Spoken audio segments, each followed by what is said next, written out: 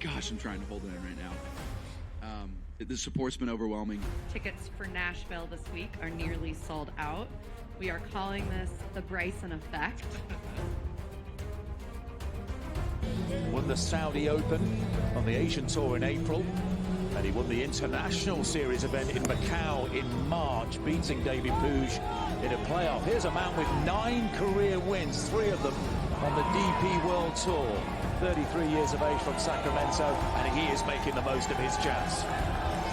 Remember, John Catlin playing as a reserve for Charles Howell III, who's injured. If he were to go on to win this, he gets those points. That would move him right at the top 24 number. Move him at 20th currently.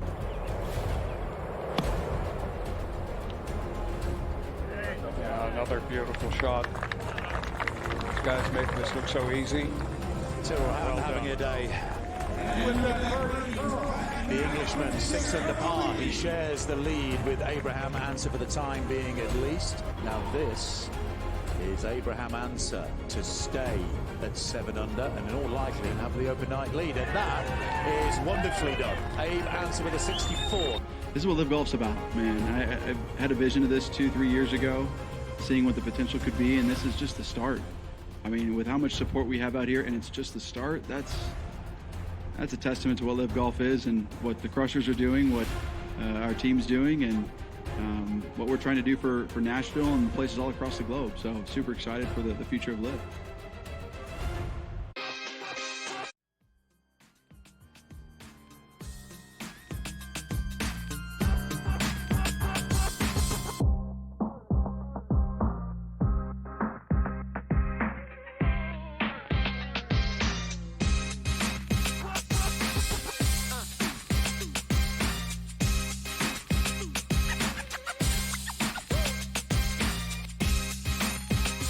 Start in the history of game time decisions. I'm Kevin Walsh with you here, and I'm picking the Dallas Mavericks to win the NBA Finals. I think there's value on the Sacramento Kings to win a West, and the Indiana Pacers to win the Eastern Conference is 25-1. These are 3 futures that I am all in on. We will go through all of these in depth with you here on the NBA's opening day on SportsGrid. 2 hours. We have Coach James Young in studio for the opening hour tonight as we will go through both of these conferences with you here. We will be mixing in big picture NFL, looking ahead to next week, some Cooper Cup rumors that are out and about, and maybe even put an eye towards the World Series, which will begin on Friday. But with the NBA's opening day, you know they will be delivering 2 fantastic basketball games. And that is exactly what we will see from the NBA tonight in Boston. The Celtics hang another banner. They bring in the new look New York Knicks with Karl Anthony Towns and Mikal Bridges making their real debuts for those basketball teams. Of course, both have been playing throughout preseason and have been putting forward some interesting results. It'll help us get to the window tonight in some aspects with that basketball game. Game number 2 under the bright lights. LA doesn't get any better than the Los Angeles Lakers hosting the Minnesota Timberwolves. LeBron and Bronny will take the court in this game. My advice to you, don't be weird about it. You probably will, though. You probably will. There's juice in that basketball game. There's juice in the futures market involving the Lakers a little bit as well. But let's start in the futures market for the Boston Celtics, the defending champs, and try and figure out where we go with Boston this season. They are the best team in basketball. They absolutely are deserving of that status. But for me, I think that they are in a tier with a few other teams. Last season, the Celtics ran away from everyone. It was a situation with Boston where nobody was within 14 or 13 games in the rest of the Eastern Conference. They drew a Dallas Mavericks team in the NBA Finals, who I just told you I was in on. I think Dallas is better year over year. And again, that was a Mavericks team that still, record-wise, was not on the same caliber of Boston. So the Celtics enter this season favorites to win the Atlantic Division at minus 150, despite not only the Knicks making big moves, but the Sixers as well. So the Sixers are having Sixers problems once again. Joel Embiid and Paul George have already been ruled out for their opener tomorrow, which is at home against the Milwaukee Bucks. Boston to make the playoffs, you know it's the real deal. But for the Celtics, winning the East plus 150, winning a title plus 310, I can't get to those numbers. The Celtics group has maybe never necessarily been for me. I had chances at points last year to grab some futures on them. I backed off, right? Okay, I missed out. But I've also bet against this team in years prior, and it's worked out well enough for me. So for the Celtics this season, there's other directions that I want to go. That direction, though, is not the New York Knicks. The Knicks are a plus 220 option in the Atlantic Division. Again, every expectation is they will be making the postseason, plus 750 to win the championship, a little bit under 4-1 to win the Eastern Conference. This is a Knicks team that I expected to love by the time I got to my preparations. And as I got closer and closer, I realized that the Knicks made good deals in a vacuum. But I'm not sure it's going to result in the product that I and they thought, at least not out of the gate. OG Anunoby, Mikal Bridges, Karl Anthony Towns, 3 trades where I really believe the Knicks got the better of all of those deals. But it's left them without depth. Add in injuries to their Mitchell Robinson likely starting center and Precious Achiuwa their backup center. And this team enters this game tonight against Boston missing a lot.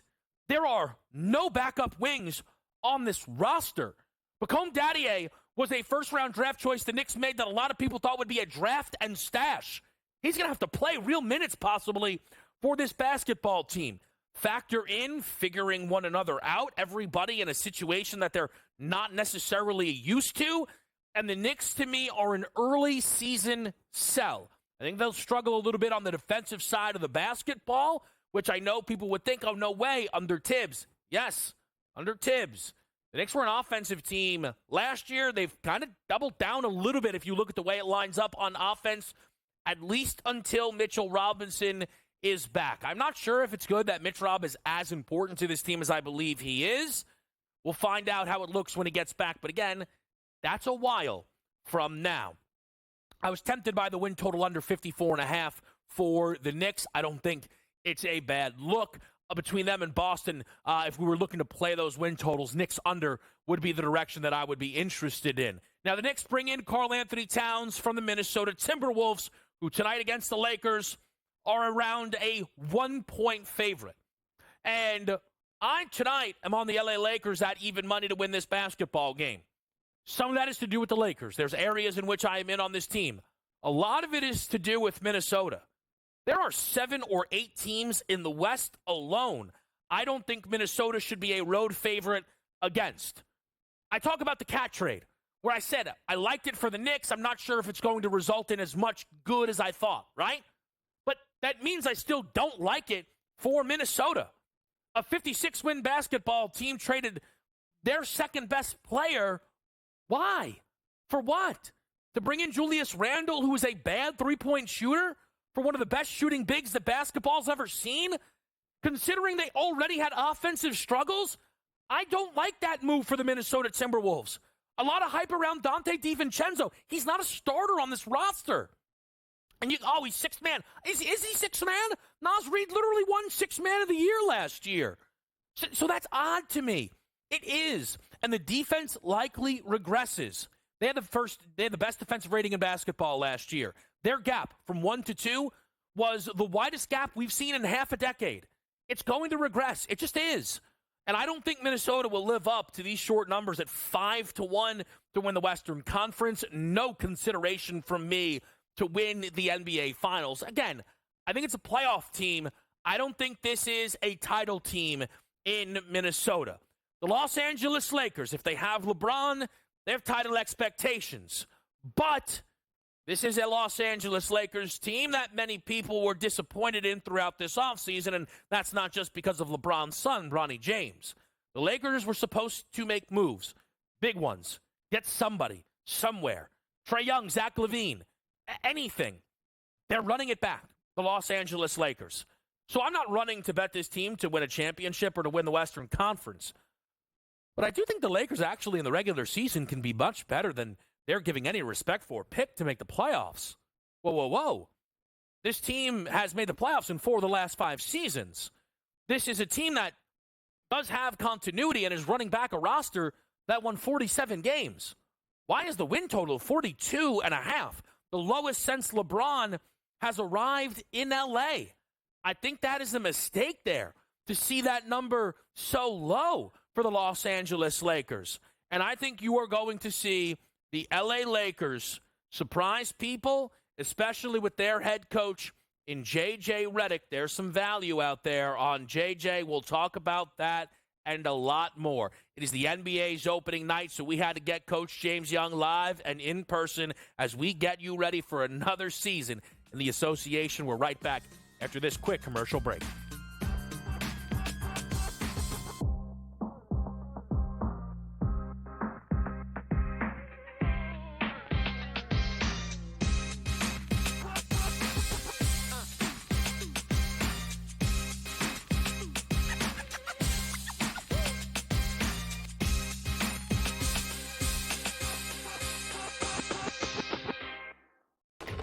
Enter into the magical world of McLuck.com, where even the smallest of spins can win real cash prizes.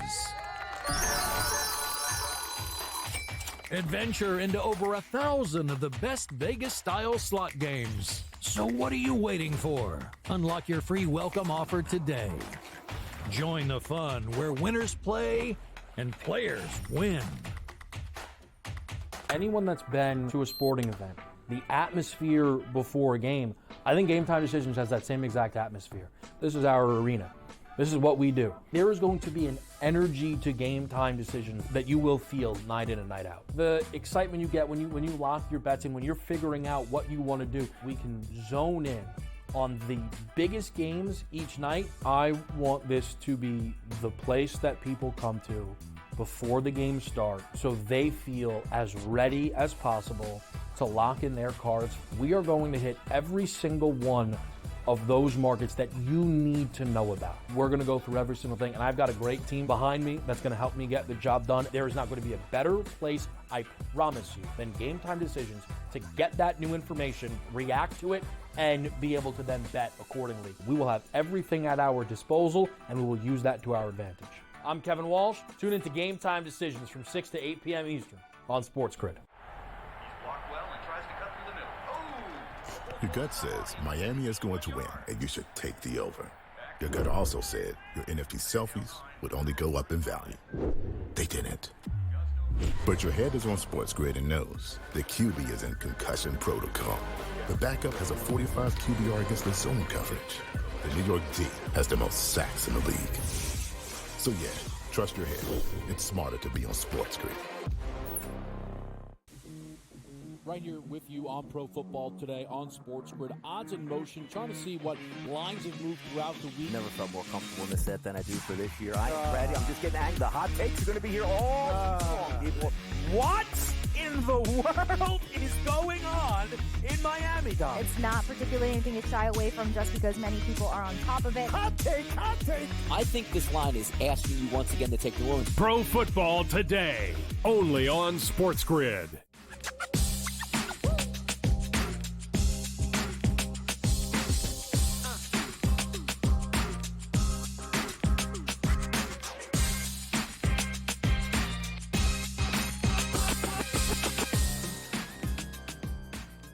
Well, well, well, would you look what we have here?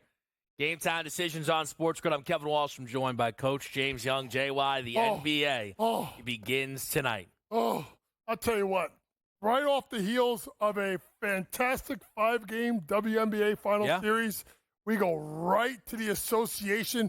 2 big-time matchups. The Knicks are on opening night, which means after the way the Mets and the Jets looked over the weekend, Coach is freaking out a little bit. Well, don't freak out. Even if they lose, there's a lot of season there for New York, and I think that's where we should begin for the people. With 2 games here, I have 3 picks in game number 1. and 3 picks in game number 2. Well, 2 picks and a ladder, so you actually get some bonus juice in that game. Let's start it off, though, Coach, with Boston and New York. The Celtics, a 6-point favorite total in this game, 221.5. And my starting point is taking a Celtics team total over at 113.5. It's a little more expensive at minus 125 than a 114.5. But last year they did play the Knicks one game in their building and were held to 114. So I felt a little bit better, got a little bit more value on my trend. Out of their home games last season, 41 of them, only 6 times was this team held under 113 points, or would be 114 points, which is what I need for a win here. And I don't love this Knicks defense entering the season. A lot of changing pieces, not a lot of rim protection here. I like Boston's offense to open it up. I see your point.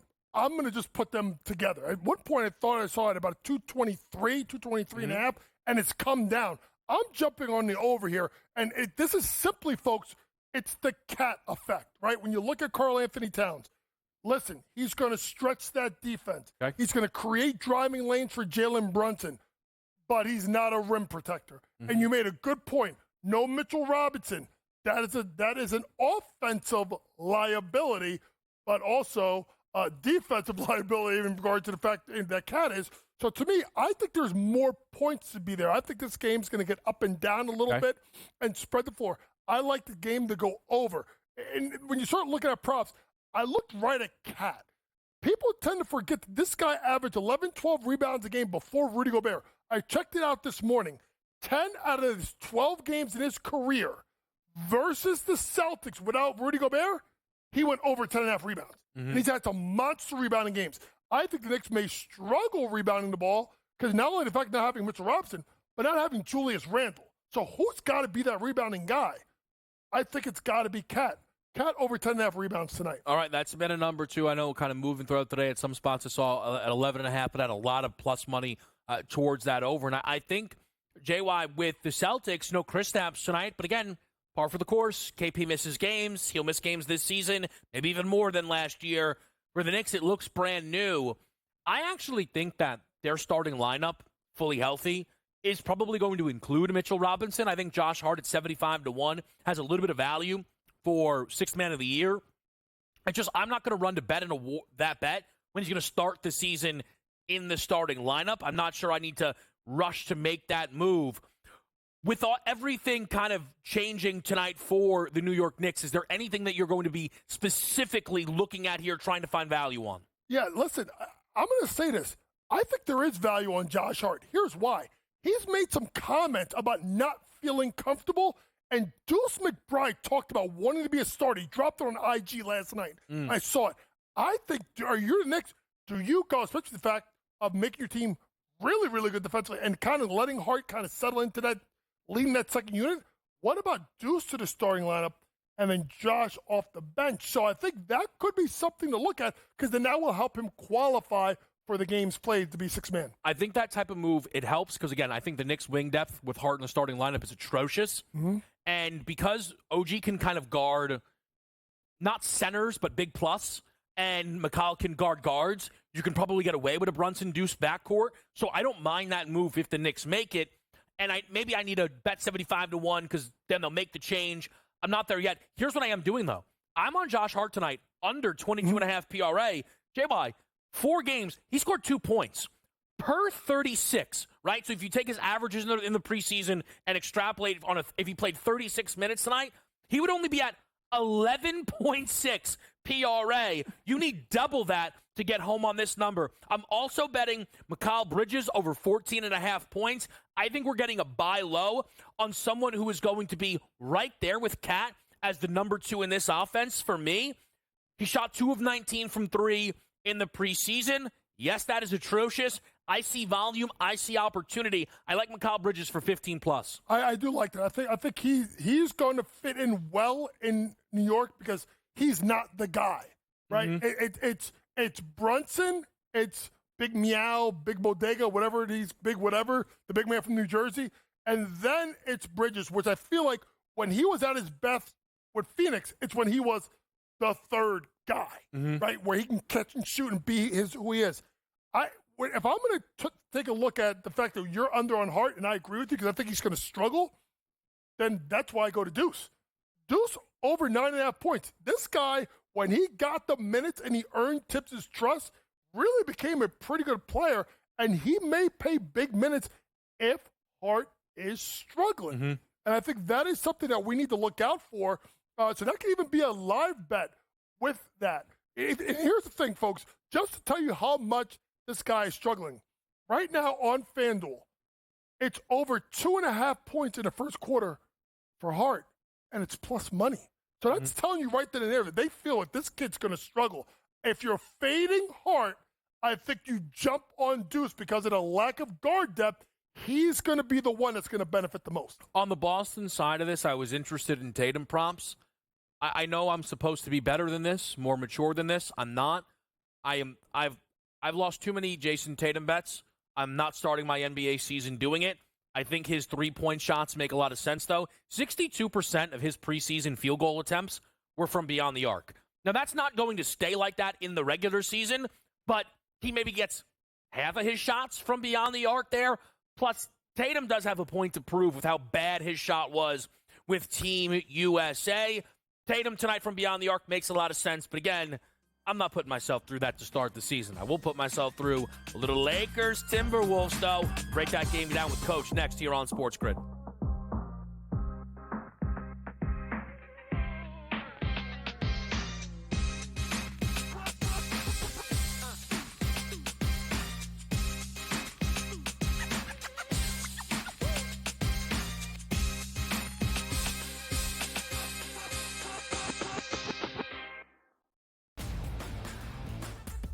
Guardians, despite being at home in the land, were a home underdog against Tarek Skubal. Enter Lane Thomas, maybe one of the under-the-radar trade deadline acquisitions being dealt from the Nationals. He was huge in the ALDS. A heavy favorite for the New York Yankees in the series. You're going to look to their best two ball players to be those MVPs. That's Juan Soto and it's Aaron Judge. The early line, only on SportsGrid. That kid on the two-point conversion play was wide open on the right side of the end zone, and the kid threw it about 15 rows over his head. People crystallize Georgia and Alabama. They put them on the shelf above everyone else, and they're just not there this year. I thought the kid Beck was great on Saturday, but they barely beat Mississippi State, who is porous. Pharrell Coast to Coast, only on SportsGrid. But if you're playing the odds and you're looking for something that is a more favorable opportunity, it seems like Bo Naylor doing nothing tonight and just watching paint dry is a good investment. I'm assuming he's in the bottom 3 or 4 of their lineup, which also puts him at risk to be pinch hit, which is great if you have that under. Gets up once or twice, and all of a sudden later in the game, they pinch hit for him, and then you're just free and clear. Game time decisions, only on SportsGrid.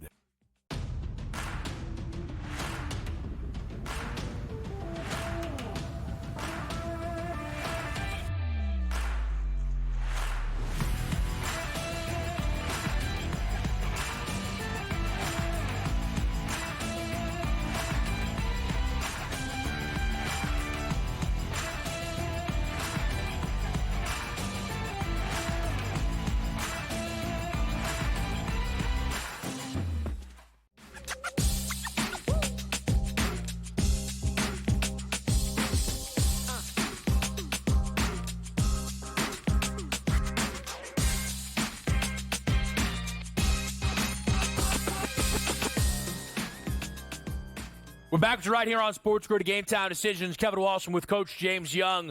Lakers Timberwolves is the second game on our slate tonight, Coach. And I took the Lakers on the money line at even money. I know people will say, oh, come on now, K-Dubs. It's more about Minnesota than the Lakers. I don't think the Timberwolves are anywhere near as good as their pricing. They are booked as maybe the second best team in the West. I don't think they're a top 4 team in the Western Conference. Ooh, spicy. I don't. I don't. Randall and Cat, that is not a good flip. It is not. And Dante DiVincenzo had a career close to that season. I'm not sure he's as good as all of that suggests there. The defense is probably just going to take a natural step back due to how good it was last season. The offense was a little bit shaky. I'm lower on Minnesota, JY. The main reason I'm on the Lakers to win this game here tonight. See, I like Minnesota, and you guys know I've been a big Minnesota believer for a long time. So I do like Minnesota in the game.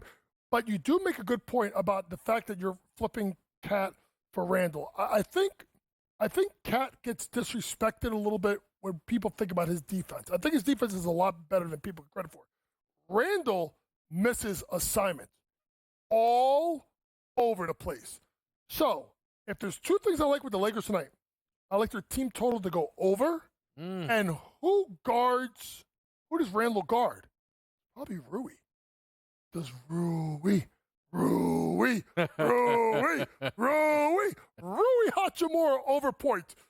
Randall will get lost. Didn't play a lot in preseason. Trade just happened. Maybe he doesn't know the rotations. Even when he was in New York, he didn't know the rotations anyway.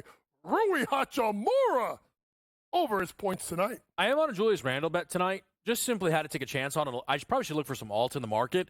11.5 rebounds plus assists.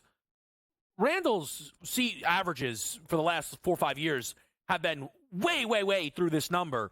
I think it's a little bit depressed because they're probably comparing it to Cat. Again, he and Cat are not the same guy. Yes, they both went to Kentucky. It's about where the comparisons stop. They just aren't the same player. Randall played 26 minutes in one preseason game and had 11 RA, 6 boards, 5 dimes. So I like Julius Randle tonight over that number.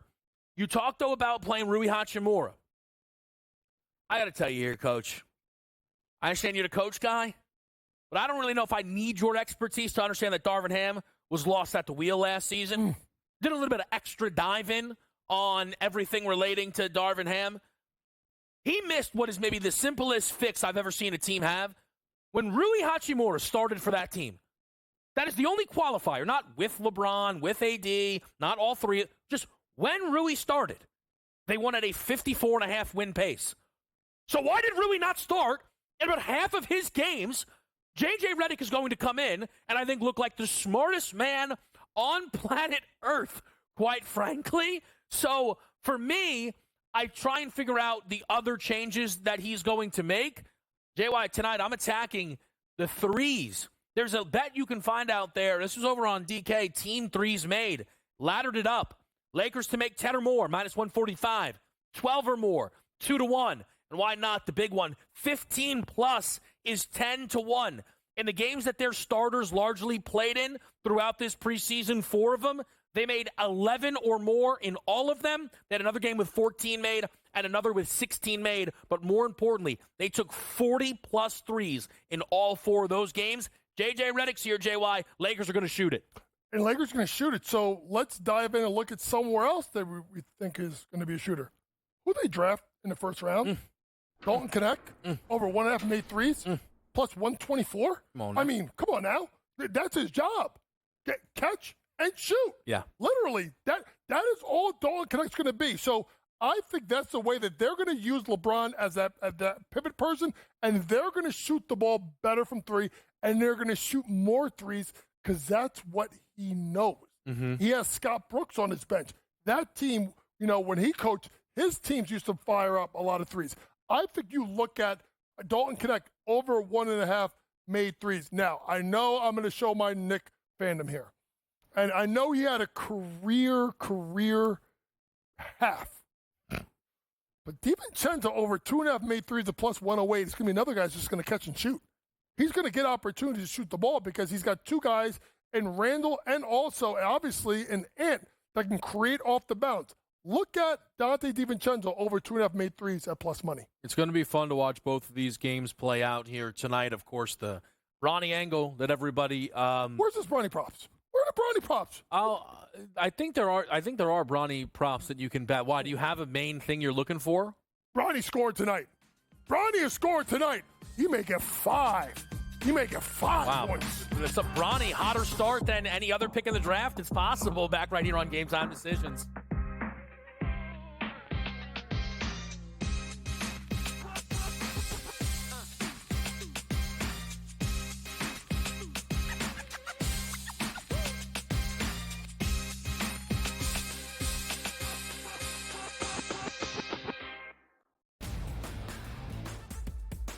Lions, despite being at home in the land, were a home underdog against Tarek Skubal. Enter Lane Thomas, maybe one of the under-the-radar trade deadline acquisitions being dealt from the Nationals. He was huge in the ALDS. A heavy favorite for the New York Yankees in the series. You're going to look to their best two ball players to be those MVPs. That's Juan Soto and it's Aaron Judge. The early line, only on SportsGrid.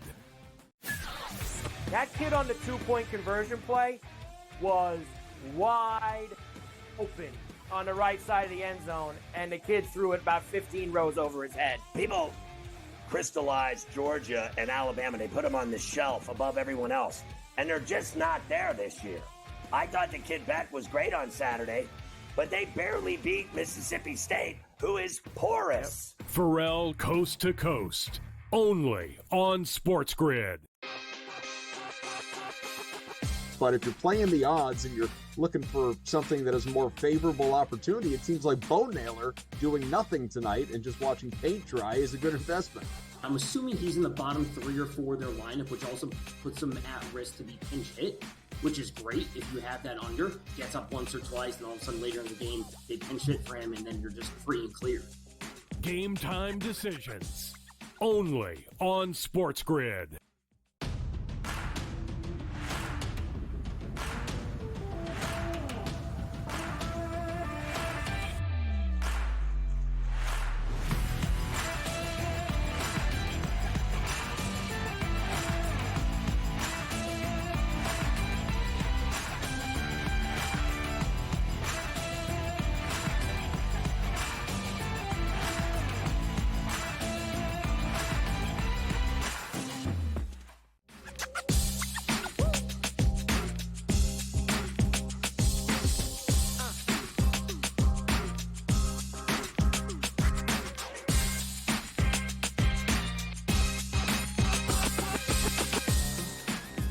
All right, we're live right here on SportsGrid. It's Kevin Walsh, and it is Coach James Young. We've gone through our picks for tonight's games. We'll continue to mix these in throughout our show, but let's go big picture. Again, we came out of the gates hot here, JY. My finals pick and some bets within the East and the West as well. And I want to start with the NBA Finals because I'm betting the Dallas Mavericks at 11-1. The Mavericks were a team that last year I bet to win the Western Conference preseason, cashed that bet, did not hedge that bet, loved their matchup with Minnesota, and it worked out. The thing with Dallas last year is it was a matchup thing, and the matchups broke their way. By the time they got to the series against Boston, a lot of people were like, oh, K-Dubs, you're going to love Dallas here. No, it was a bad matchup. This year's Dallas team is a little bit different. I don't think it is as matchup reliant. I think the Klay Thompson addition is huge for this group here because Klay Thompson is going to give the team sneaky that needed offense, more offense. The lack of offense is what cost them against Boston more than anything else. And I think the defense can be real. Since the trade deadline last year, they're the second best defense in basketball. They're the second best net rating in basketball. Jason Kidd can coach defense. That's what all the evidence is suggesting. His first year with Dallas, they had a top 7 defense. They also went to the conference finals. Again, Jason Kidd good. He's gone to the conference finals in 2 of the last 3 years. I believe Dallas is on the same tier as Boston and Oklahoma City, Coach, so I'm betting them at 11-1 to win this year's NBA championship. A lot of it's going to have to depend, Kate, on honestly the play of Klay Thompson. Let's be honest. They just got outshot from 3. Let's be honest. They didn't shoot and take enough threes, particularly in the NBA Finals. So, to me, if Klay is Klay, that makes sense. For me, I hate the Celtics. I can't believe I'm saying this. I have the Celtics winning the NBA title. I have them beating Oklahoma City. I'm very chalk with this. When you look at a team like Oklahoma City, simply put, I know they missed Hartenstein for the first 5 to 6 weeks, but to me, when you looked at this team, they needed a rim protector to allow Chet to be a weak side shot blocker, and he needed another perimeter defender. They got that in Caruso. So I think that makes them the best team in the West. It's very chalky. Yes, I have Boston over Oklahoma City in the finals. When you talk about Dallas, I'm going to talk about a team that I think is going to be really, really good. Folks, I'm all in on Memphis. Listen, I saw Zach Edey give the Pacers like 25 in about 5 minutes. the fact that they have a low post presence, and to me, when you look at a guy like Jaren Jackson Jr., Triple J plays better when he's got a big rim protecting big. Steven Adams last year, maybe he was hurt and he got traded. So I think that team is healthy with Ja, being back, and I think being motivated with Desmond Bain. Listen, they lose a little bit with Anderson leaving, Slow-Mo leaving, but I think to me, a sneaky good team. I actually like them to win the Southwest Division at plus 2.5. And I think sneaky little pick here, think about it is, well, and I got to bet on the coach. I think you're looking at a coach of the year that could get it done with Taylor Jenkins. And I think it's a big year for him, to be honest with you, because if they don't play well, I think he's gone. So I think it's a big spot for him. I think he was at 11-1 last time I saw Taylor Jenkins coach of the year. Yeah, I think for Taylor Jenkins, it's easy to just kind of see the argument because they are supposed to add a lot of wins year over year. I would say that would just be a health thing. It wouldn't be like, wow, Taylor, unless, you want to give him Doctor of the Year, I could understand that a little bit. Here's my reason I couldn't get there on Memphis. I'm not sure I'd bank on this team to be truly healthy. They can't be, look, last year was a disaster beyond belief, right? I'm not going to pretend like that was normal, but Jaren Jackson Jr. has injury problems in his career. So does Desmond Bain. So does John Morant. So does Marcus Smart. Is Zach Edey supposed to be the guy that we're going to rely on to play 75 games? Because Zach Edey was playing half that in college, which is great for college. But again, is that what we're going to expect out of a 7'4" player here? Also, their offense was really bad last season. Again, getting everybody back is going to be great. I don't think it's going to be elite offense, though, out of nowhere. I couldn't get there on Memphis. Now, I have them second within their division because New Orleans is not fielding a real basketball team. Herb Jones playing center is insane. It's truly nuts to me what they're doing. And this is going to be a disagreement for us, but I'm not in on Houston. I'm a little bit surprised, actually, JY, with the way people are in on the Rockets. I think one of the simpler selling points for me is just they're a year away. Last year, they had a 13-game streak where they went 12-1. That juiced up a lot of the numbers. Outside of that streak, they weren't a very good basketball team. Jalen Green is not their best player. They treat him as such. Dylan Brooks should not be, I don't know if he should be playing minutes. They start him. I don't think it's a team that is setting themselves up for success. I think they're a year away. I disagree, and I think the play is they need to recognize this is the biggest thing for them. And you make a good point with Jalen Green. The best player in the team is Alperen Şengün. Yeah. That guy, folks, that is 20 and 10 every night. And this team, who had a horrible first half of the year, played well, lost Şengün, and I think they missed the play-in by, one game, if I'm not mistaken, 1 or 2 games. They were right outside of the play-in. I'm big on this team because I think Ime will get them to play well. I think Reed Shepherd's going to add something to that lineup. I think Cam Whitmore takes the next step. I think that Şengün and Jalen Green got paid. I think, honestly, should relax them because they've got their money, so they should just go out and ball.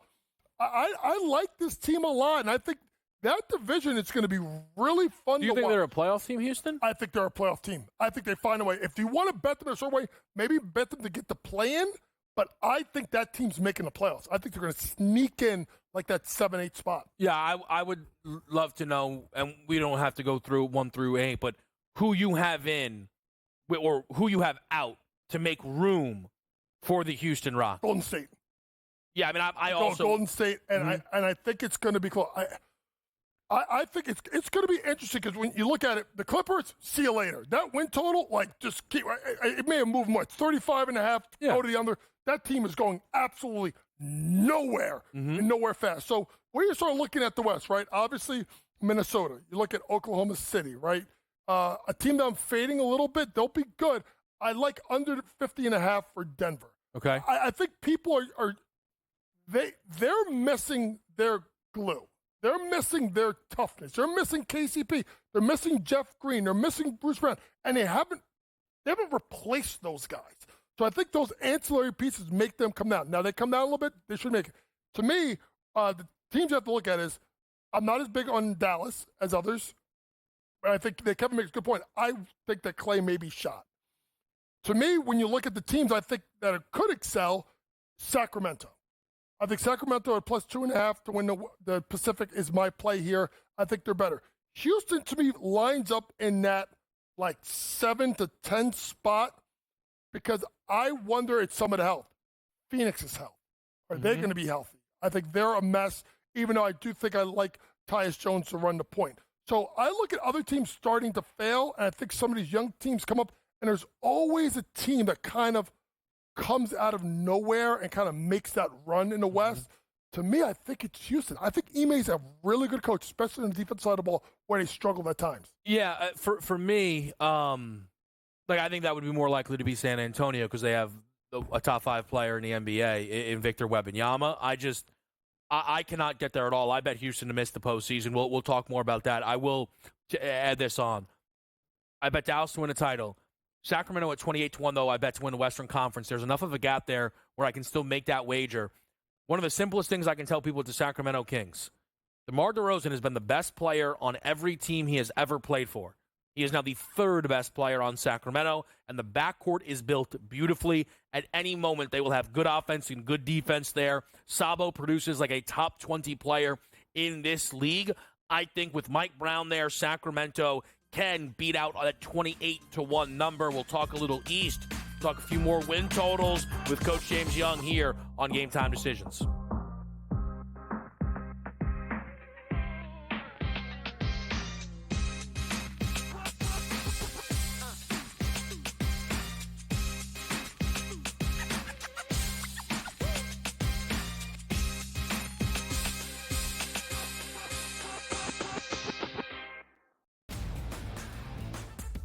Guardians, despite being at home in the land, were a home underdog against Tarek Skubal. Enter Lane Thomas, maybe one of the under-the-radar trade deadline acquisitions being dealt from the Nationals. He was huge in the ALDS. A heavy favorite for the New York Yankees in the series. You're going to look to their best 2 ball players to be those MVPs. That's Juan Soto and it's Aaron Judge. The early line, only on SportsGrid.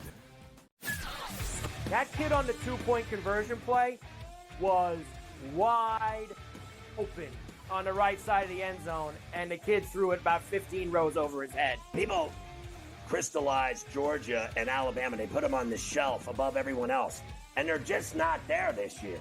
I thought the kid Beck was great on Saturday, but they barely beat Mississippi State, who is porous. Pharrell Coast to Coast, only on SportsGrid.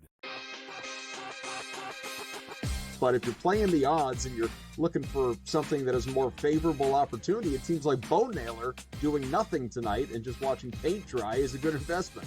I'm assuming he's in the bottom 3 or 4 of their lineup, which also puts him at risk to be pinch hit, which is great if you have that under. Gets up once or twice, and all of a sudden later in the game, they pinch hit for him, and then you're just free and clear.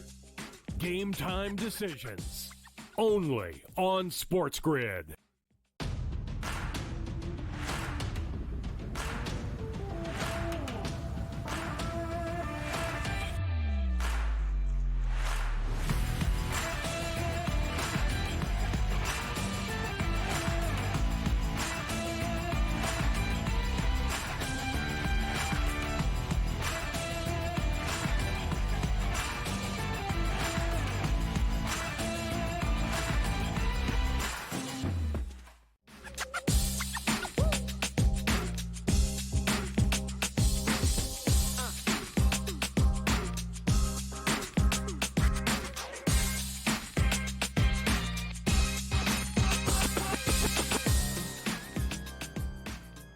All right, we're back to right here on SportsGrid.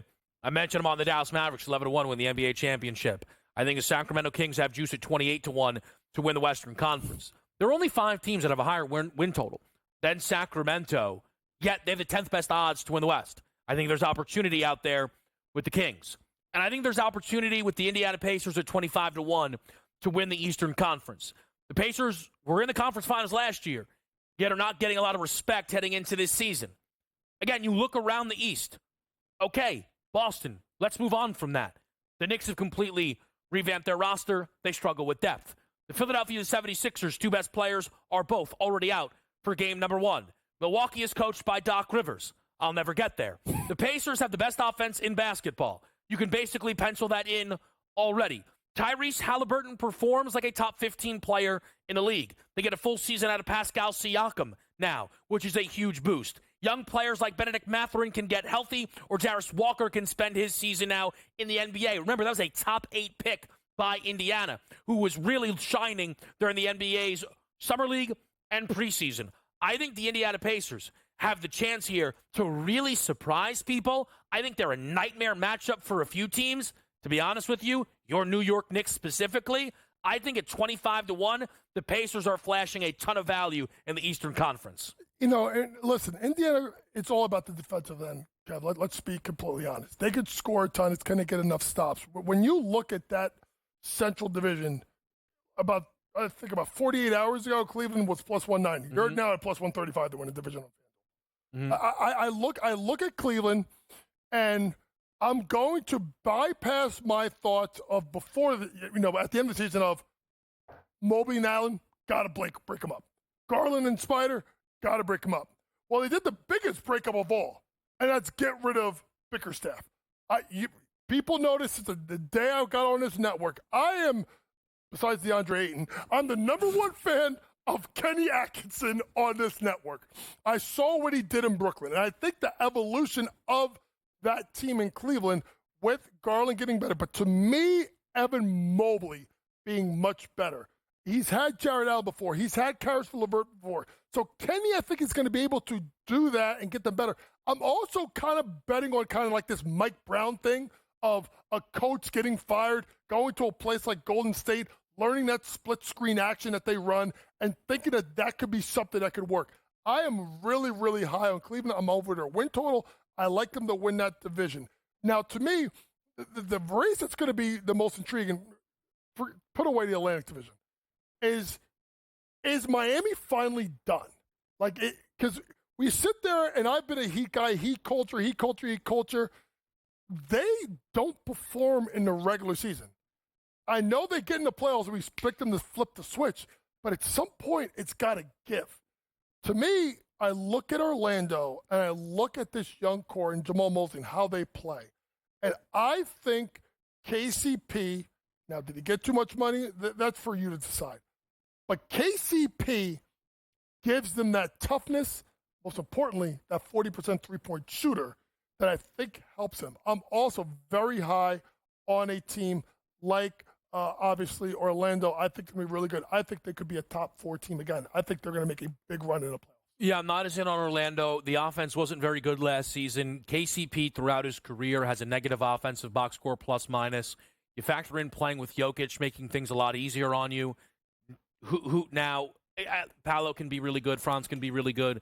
Maybe I'm not giving their young guys enough credit for the progression that they can take, but that team, of every team that made the playoffs, they were by far the worst against teams that were above 500. I think they were fraudulent. I think that they beat up on terrible teams.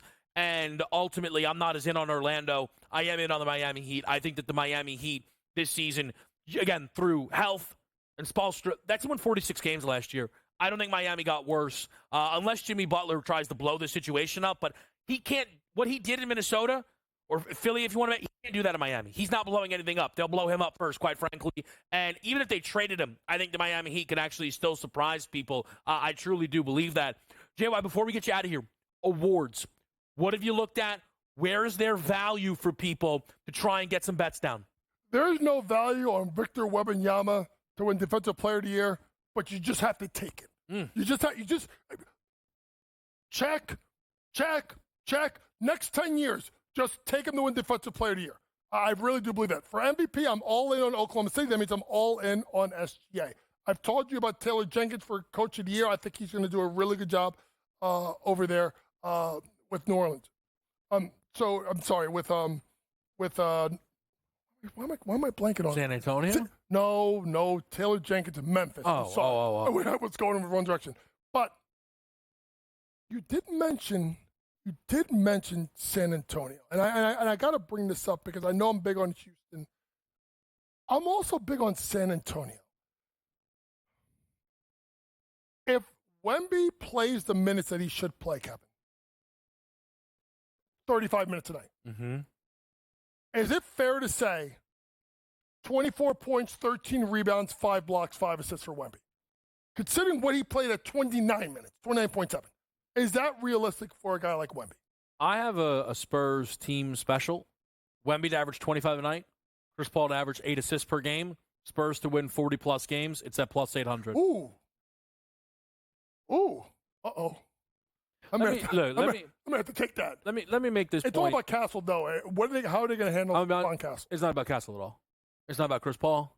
It's not about Harrison Barnes. It's not about Vasil. It's not about Keldon Johnson. It's not about Pop. It is about no one other than Victor Wembanyama. That is all it is about. It is about, can he stay healthy? And does he continue to get better?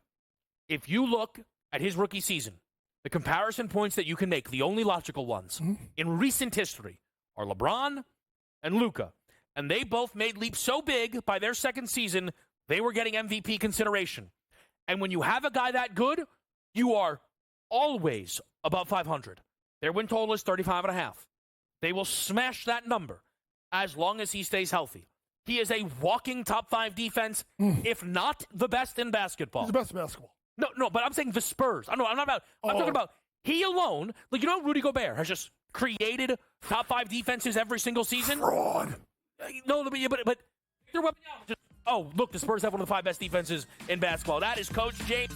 This is Game Time Decisions. We keep it locked in with you right here on SportsGrid. Quick break.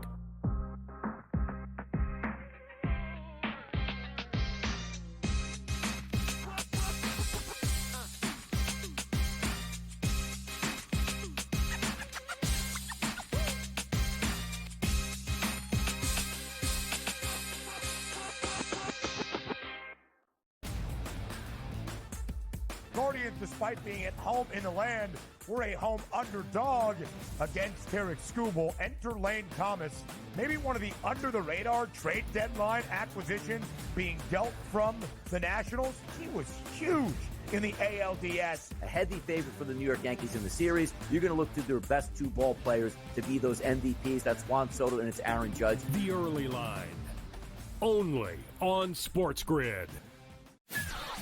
That kid on the 2-point conversion play was wide open on the right side of the end zone, and the kid threw it about 15 rows over his head. People crystallized Georgia and Alabama. They put them on the shelf above everyone else, and they're just not there this year. I thought the kid Beck was great on Saturday, but they barely beat Mississippi State, who is porous. Pharrell Coast to Coast, only on SportsGrid. But if you're playing the odds and you're looking for something that is a more favorable opportunity, it seems like Bo Naylor doing nothing tonight and just watching paint dry is a good investment. I'm assuming he's in the bottom 3 or 4 of their lineup, which also puts him at risk to be pinch hit, which is great if you have that under. Gets up once or twice, and all of a sudden later in the game, they pinch hit for him, and then you're just free and clear. Game Time Decisions, only on SportsGrid.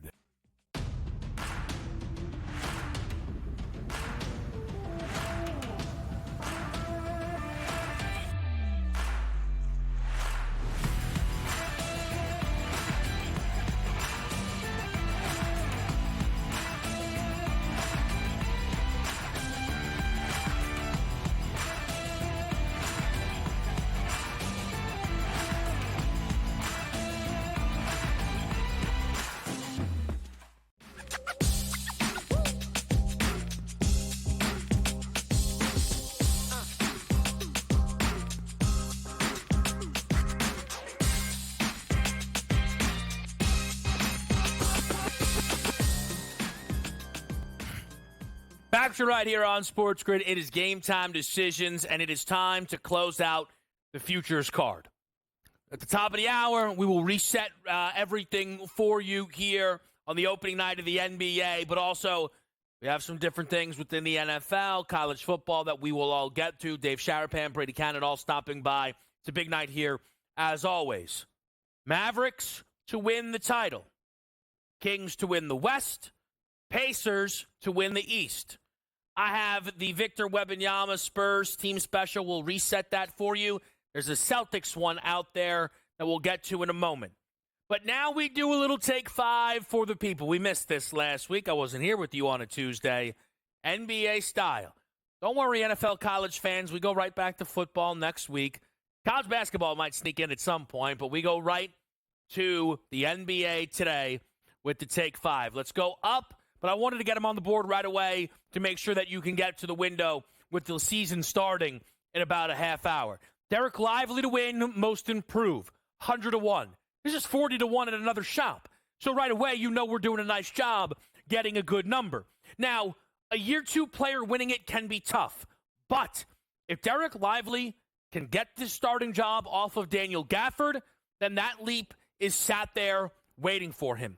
In the preseason, if you look at his averages, everything getting better, and he didn't play with Luka in the preseason. Don't forget, I am super high on the Dallas Mavericks. Winning most improved player at times can come with making an all-star game. I know it would be a long shot for Derek Lively. If this team is as good as I think they are, maybe they have the best record in basketball by the time we're starting to vote for the all-star game, maybe Derek Lively gets some consideration. At 100-1, I thought he was a good number. The Brooklyn Nets over 19.5. I know everybody thinks they're terrible.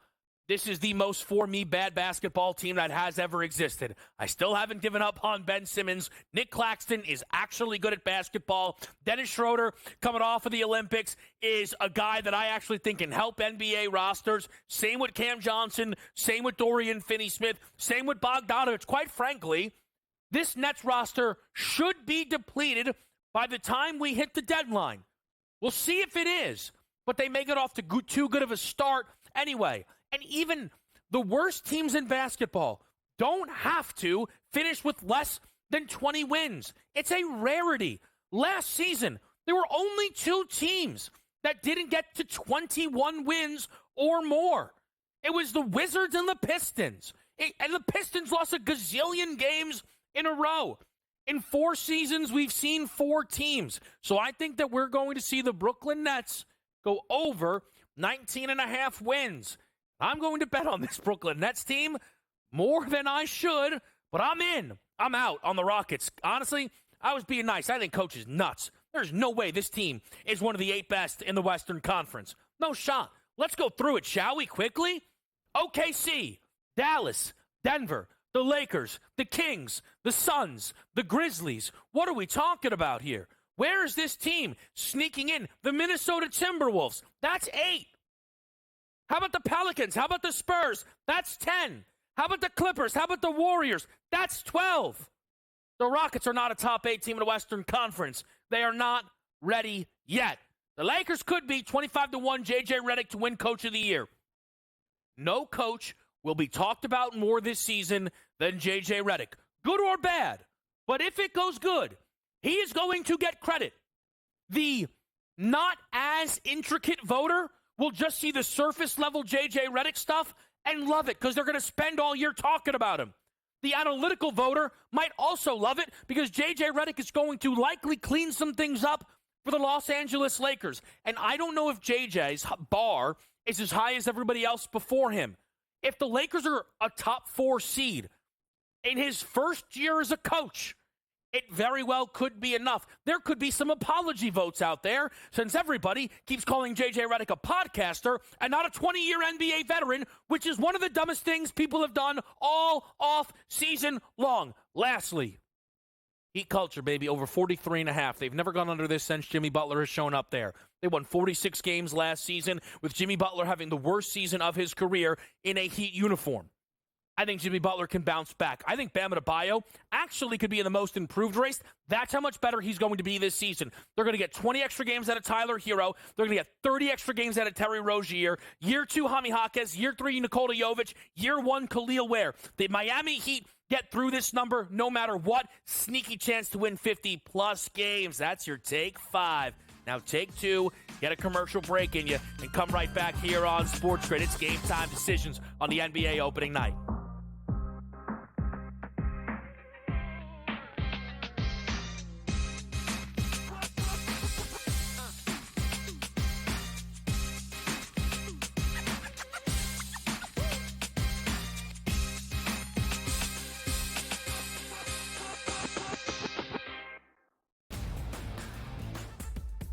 Guardians, despite being at home in the land, were a home underdog against Tarek Skubal. Enter Lane Thomas, maybe one of the under-the-radar trade deadline acquisitions being dealt from the Nationals. He was huge in the ALDS. A heavy favorite for the New York Yankees in the series. You're going to look to their best two ball players to be those MVPs. That's Juan Soto and it's Aaron Judge. The early line, only on SportsGrid.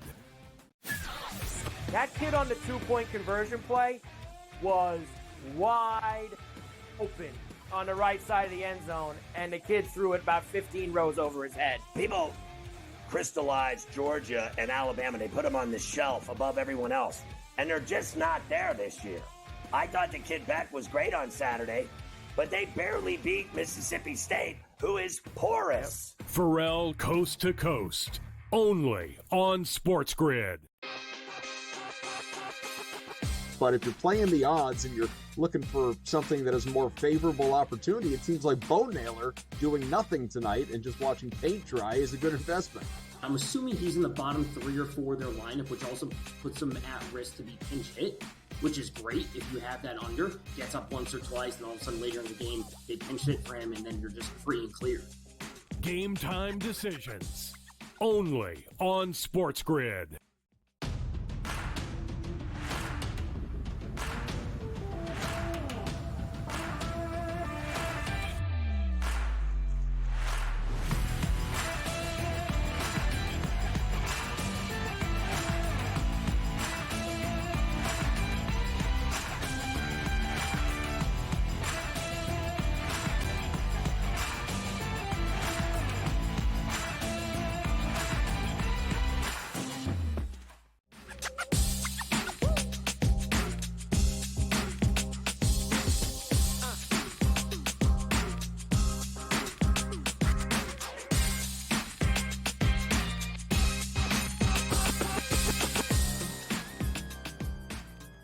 All right, we're back to right here on Game Time Decisions. We've had a lot of fun going through the NBA's opening day. I want to make one final point for people here because I've hit 9 out of the 10 futures that I am on.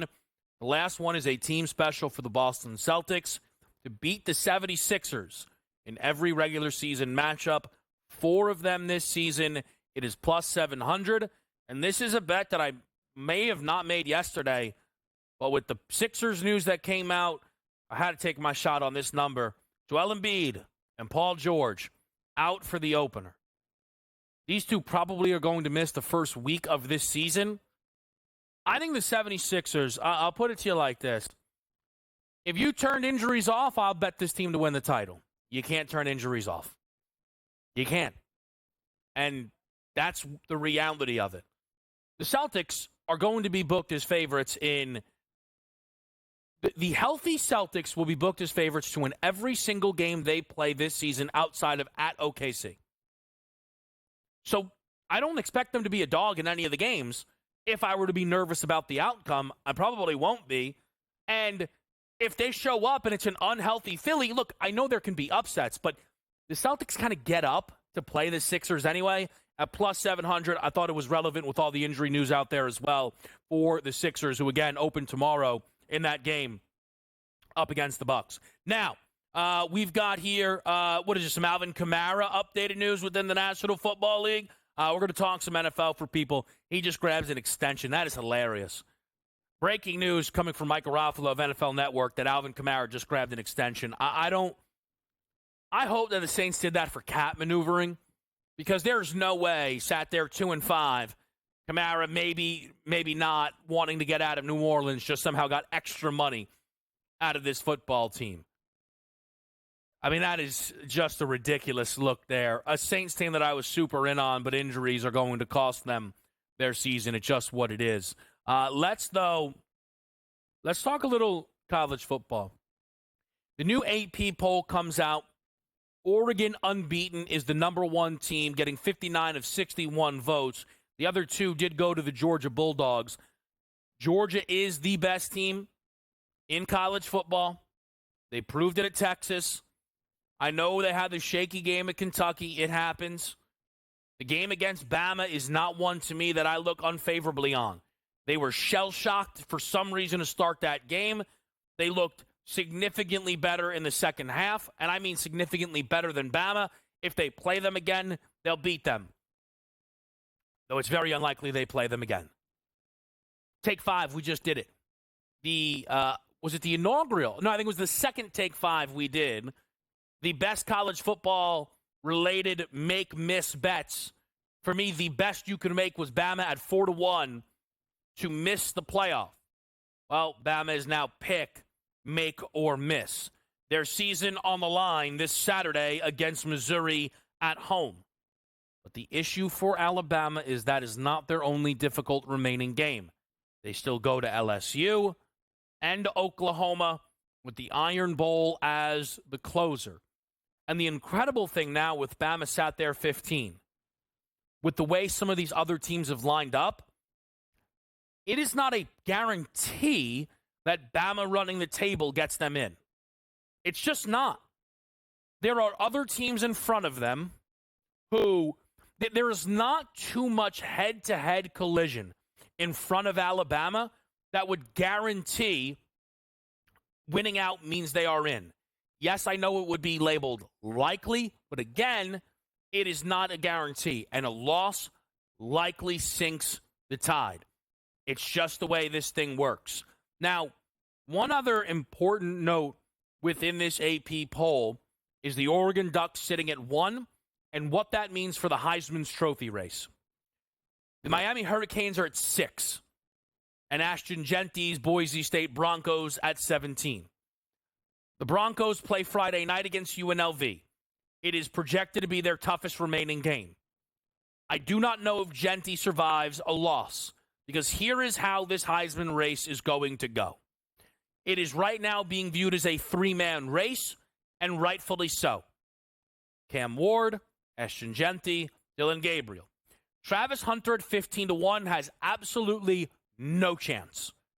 Great player, star. He's hardly played football 2 weeks in a row. Statistically, he is not going to be able to check the box. He's just not. Cade Klubnik's at 20-1, Beck's at 25. I'm not buying these guys.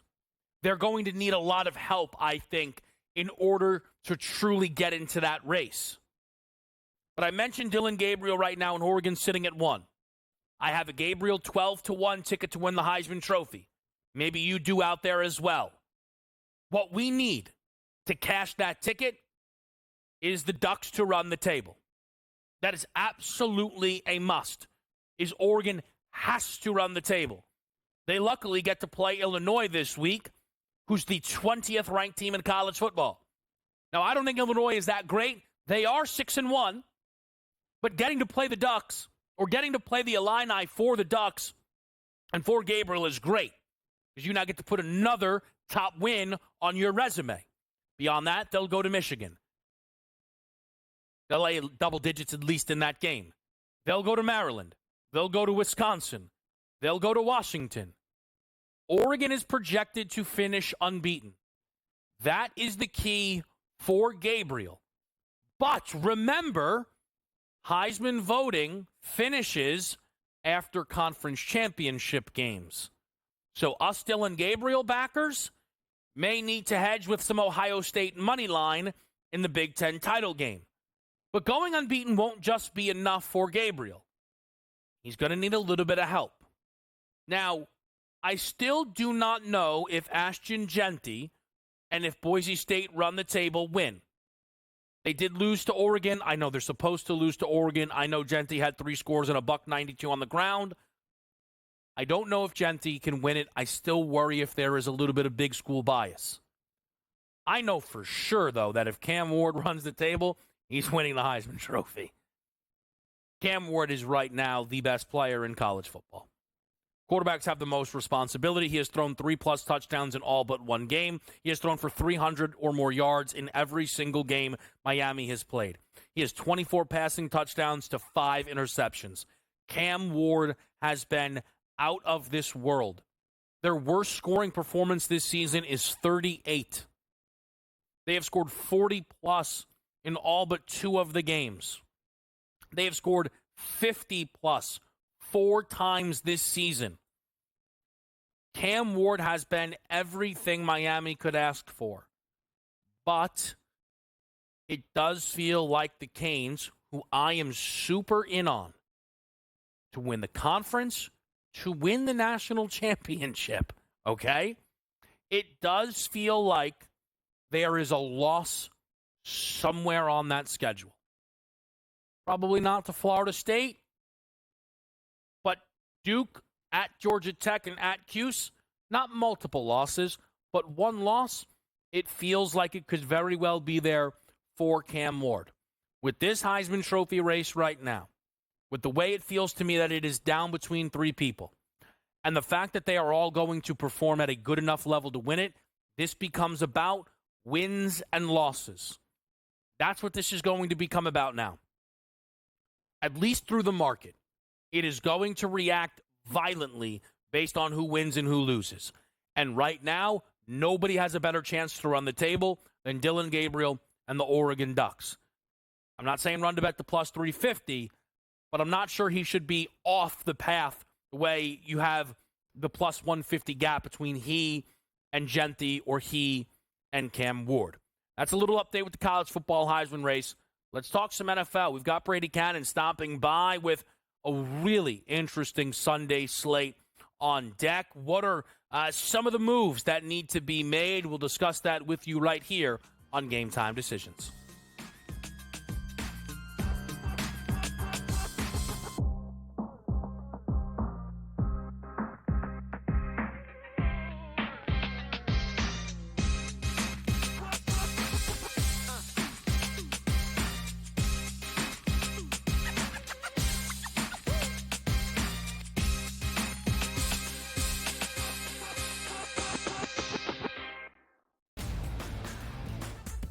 Guardians, despite being at home in the land, were a home underdog against Tarek Skubal. Enter Lane Thomas, maybe one of the under-the-radar trade deadline acquisitions being dealt from the Nationals. He was huge in the ALDS. A heavy favorite for the New York Yankees in the series. You're going to look to their best two ball players to be those MVPs. That's Juan Soto and it's Aaron Judge. The early line, only on SportsGrid.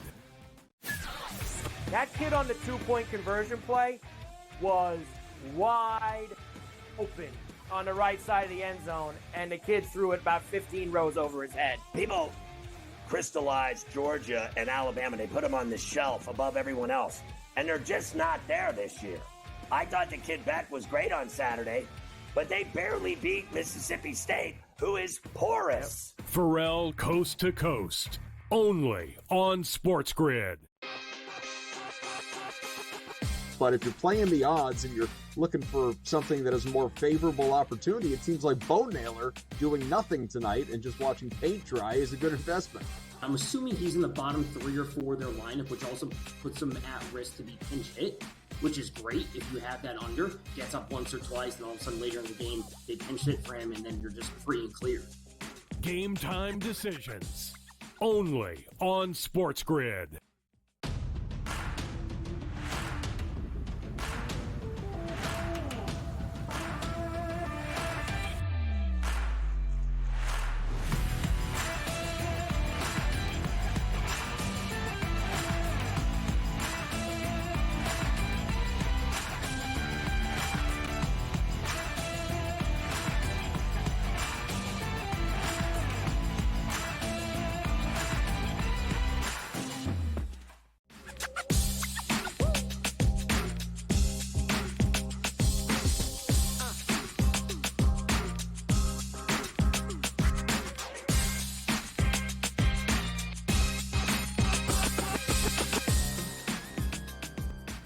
All right, we're back to right here on SportsGrid Game Time Decisions, and we bring in one of my absolute favorites, Brady Cannon, to talk a little NFL here, Brady. And you kind of mentioned it to me during the break, but pretty wild one, Week 7. Absolutely.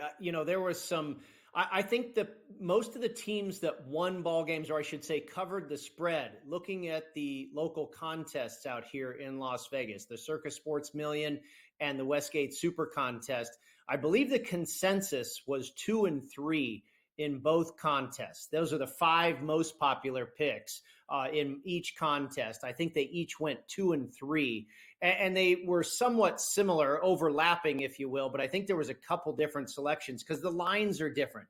The Westgate Superbook contest comes out. The lines come out on Wednesday evening. The lines for Circa come out on Thursday morning. So there is some difference in some lines, and you end up with some difference in the 5 consensus picks. But it wasn't just the most popular 5, but you look on down the rest of the board, and it was most of the games where the minority, I believe, covered the number. You had a couple certainly, that were in favor of the majority, but I think overall, if you were ahead, if you went, if you were above 500, if you went 3 and 2, 4 and 1, or even 5 and 0, you probably gained some pretty good ground on the field, because I think the field lost ground in general. Yeah, I think that makes sense. It felt like a tricky week. Me, myself, not within contest, but just my action. I had 4 sides, split them, which I was like, all right, I'll take that. I'll walk away here happy with 2 and 2. I'm curious, Brady, before we get to next week, but was there any 1 or 2 games from Sunday that you left taking away more from that, where, okay, you know what, this is something that's relevant to me moving forward now? The Texans were pretty darn impressive. I really liked the Packers, and the Packers laying 2.5 was one of the most popular picks in the Circa Million. We laid the 2.5 in that contest, and we laid the 3 in the Superbook. Obviously, neither one got there. I hadn't been impressed with the Texans really coming in, and I know they had beaten New England the week before, but so what? That's New England. I think they were kind of just keeping their head above water and playing a little bit to the level of their competition prior to that. That win over the Bills looked so awful in that game. It didn't really stick out to me that was the Texans doing that. And boy, that effort against Green Bay was very impressive. To go into Lambeau and be that close to winning that game outright, that stuck with me a little bit. They've got to cut down on the penalties. They're one of the very most penalized teams in the NFL. I mean, obviously, Carolina's, the worst team in the NFL. The Patriots are close. Jacksonville's really bad. The Raiders, I think the Raiders are a better team than what their situation in the locker room is. I think they have a lot of internal stuff that's going on that is really holding them back. One of which I believe is their head coach, who makes a bonehead call going for a field goal at the end of that game. So, just kind of typical stuff. And now we're through, 7 weeks? The numbers are really starting to take form, and the statistics that these teams are starting to churn out week in and week out are that much more representative of who these teams really are. Yeah, for me, one thing that stood out, and maybe it's because I was trying to, glass half full on a 2 and 2, but I was on the Eagles at -3. Yeah. And look, just sometimes we bet in the NFL, like, ooh, you're laying a field goal on the road in division. They destroyed that team. If they played for 8 quarters, they would have won 56-6 with the way I was watching that game. And it made me feel a little bit more confident in how I view the Philadelphia Eagles. Though it was funny to me when I looked at this week's game against Cincinnati, I went, oof, that's a tough spot. That's a learn a little bit more spot. I'm curious if that's one of the games you've circled up for this coming weekend. Yeah, I'm definitely going to be taking a harder look at that one. I made it a pick 'em. Okay. And here you have Cincinnati as a 2.5-point favorite. I'm not. Cincinnati is getting better, and I felt that would be the case, and I'm talking mostly on the defensive side of the ball. The offense is pretty much just fine, one of the better offenses in the league. But the defense was absolutely awful, for the first 3 or 4 or 5 weeks, and then they showed up against the Giants, but I wasn't sure. I didn't think that was all that impressive either. And the Giants, we know, that's not the world's best offense either. And then they look good against Cleveland. But again, we're talking a couple of pretty poor offenses in New York and Cleveland. So I'm still not completely sold on that defense, but I did feel it would improve under a very good coordinator in Lou Anarumo. I have them in Philadelphia as probably pretty darn close. I actually had Philadelphia rated a little bit better. And then because the Bengals are at home, you give them 1.5 for home field advantage is where I took it. And I made the game pick 'em. So I'm a little surprised to see the 2.5. It's obviously not all the way to a field goal. I don't know if it'll get there. I think we also can't react too much to what we saw out of Philadelphia last week. No team is as good as they look one week or as bad as they look one week. And I don't think Philly is as good as they looked last week against the Giants. They have stubbed their toe a few different times this season. So this will be a real interesting one between two teams. I'm not sure we know who they are just yet. You know, it's really interesting because Cincinnati hasn't played a good game both sides of the ball really yet this season, right? Like one of the sides of the ball has kind of let you down. The Eagles, Brady, are becoming a thing for me. And look, it's tied to my being in on them preseason, where I am watching everyone out there be very reluctant to speak too kindly of them. And I don't know why. They beat the Green Bay Packers in Brazil, and all I hear is that the Packers are Super Bowl contenders. They were both fully healthy. It was a normal game. Green Bay, Jordan Love, oh my God. But then we're not so sure about Philly. The Eagles just lost key guy after key guy. And then they came out of their bye, and they haven't allowed a defensive touchdown. The worry's supposed to be the defense. I know they played Watson and Daniel Jones. I got you. But both of those teams have scored offensive touchdowns throughout this season. There is this musk around the Eagles, I think, Brady, for a lot of people. It's very interesting to me.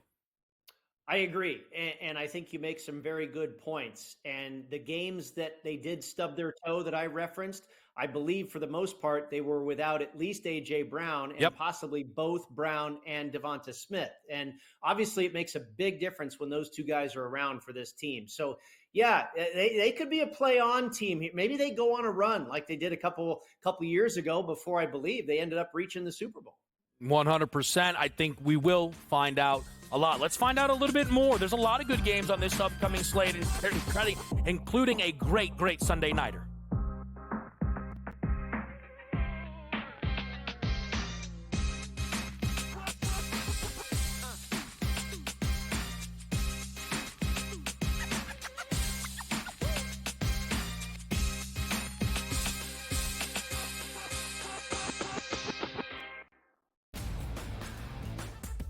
Guardians, despite being at home in the land, were a home underdog against Tarek Skubal. Enter Lane Thomas, maybe one of the under-the-radar trade deadline acquisitions being dealt from the Nationals. He was huge in the ALDS. A heavy favorite for the New York Yankees in the series. You're going to look to their best two ball players to be those MVPs. That's Juan Soto and it's Aaron Judge. The early line, only on SportsGrid. That kid on the two-point conversion play was wide open on the right side of the end zone, and the kid threw it about 15 rows over his head. People crystallized Georgia and Alabama. They put them on the shelf above everyone else, and they're just not there this year. I thought the kid Beck was great on Saturday, but they barely beat Mississippi State, who is porous. Pharrell Coast to Coast, only on SportsGrid. But if you're playing the odds and you're looking for something that is a more favorable opportunity, it seems like Bo Naylor doing nothing tonight and just watching paint dry is a good investment. I'm assuming he's in the bottom 3 or 4 of their lineup, which also puts him at risk to be pinch hit, which is great if you have that under. Gets up once or twice, and all of a sudden later in the game, they pinch hit for him, and then you're just free and clear. Game time decisions, only on SportsGrid.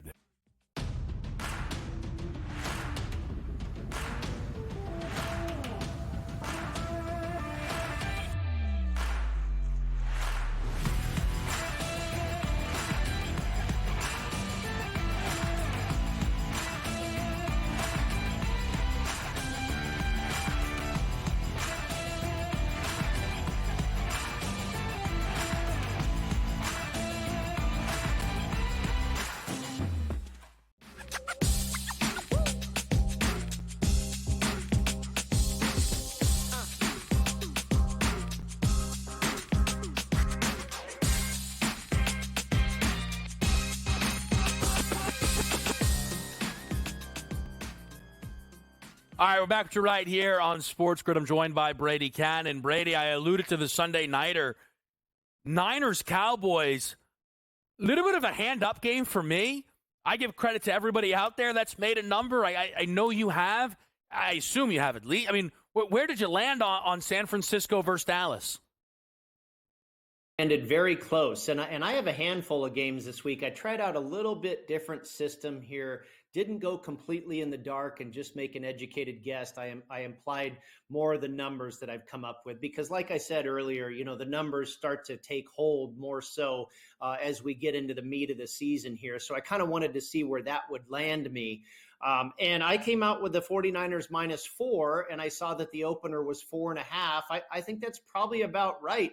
I mean, if the 49ers that we saw in week 1 that steamrolled the Jets were still the team that, we're thinking about here in week 8, then, and the Cowboys have been what they've been the last few weeks, I mean, this could be 8.5. But the Niners obviously have not been all that fantastic. They come off of a loss to the Chiefs. I think that's very excusable, but they didn't look good in doing it. In fact, I didn't think either team looked that great in that game. I thought that was kind of an ugly football game, but the Chiefs, once again, show that they have the 49ers number. They've lost to the Rams. They've lost to the Cardinals.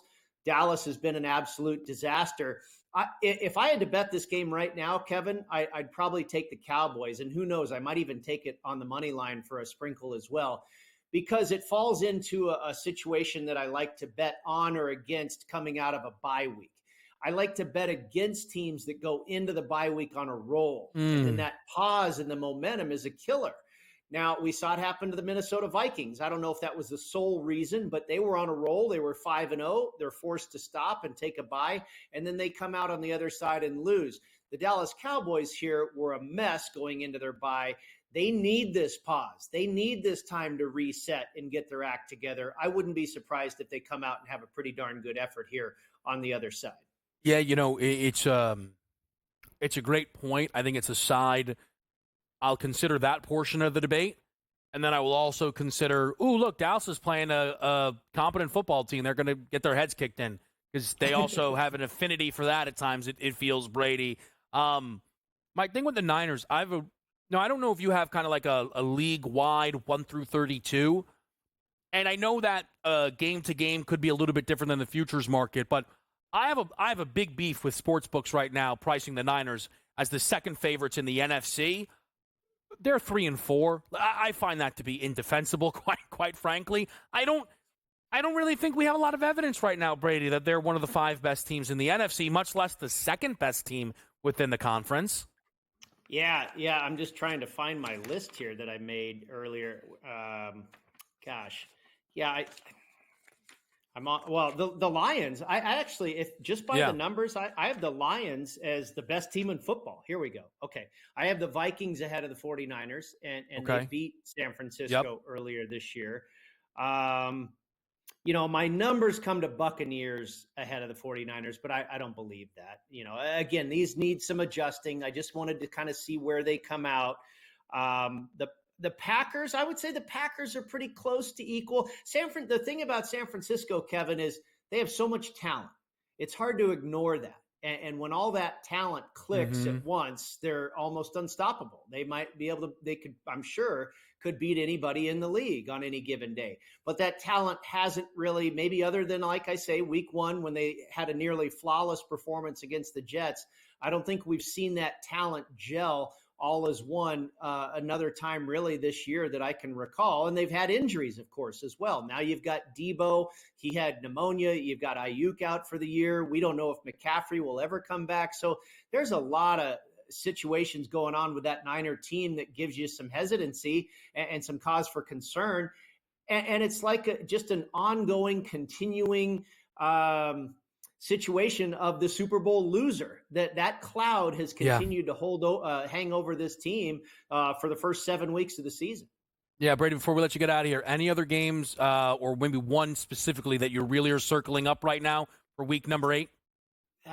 You know what? The Cardinals and the Dolphins is very weird. If Tua doesn't play, I'm going to take Miami. Because you've got a situation here where the Cardinals go from a home underdog that wins outright to a road favorite. They'll be a road favorite, I think, if Tua doesn't play. And if that's the case, I'll bet the Dolphins.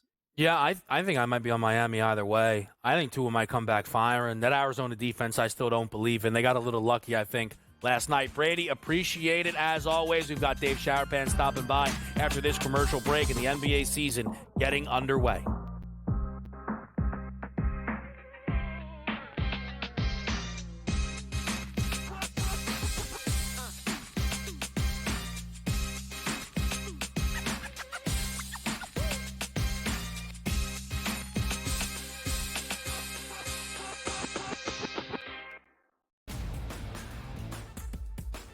despite being at home in the land, we're a home underdog against Tarek Skubal. Enter Lane Thomas, maybe one of the under-the-radar trade deadline acquisitions being dealt from the Nationals. He was huge in the ALDS. A heavy favorite for the New York Yankees in the series. You're going to look to their best two ball players to be those MVPs. That's Juan Soto and it's Aaron Judge. The early line, only on SportsGrid.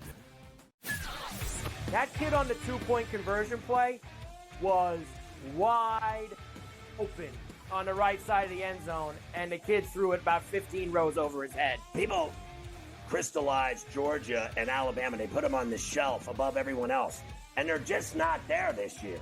I thought the kid Beck was great on Saturday, but they barely beat Mississippi State, who is porous. Pharrell Coast to Coast, only on SportsGrid. But if you're playing the odds and you're looking for something that is a more favorable opportunity, it seems like Bo Naylor doing nothing tonight and just watching paint dry is a good investment. I'm assuming he's in the bottom 3 or 4 of their lineup, which also puts him at risk to be pinch hit, which is great if you have that under. Gets up once or twice, and all of a sudden later in the game, they pinch hit for him, and then you're just free and clear. Game time decisions, only on SportsGrid.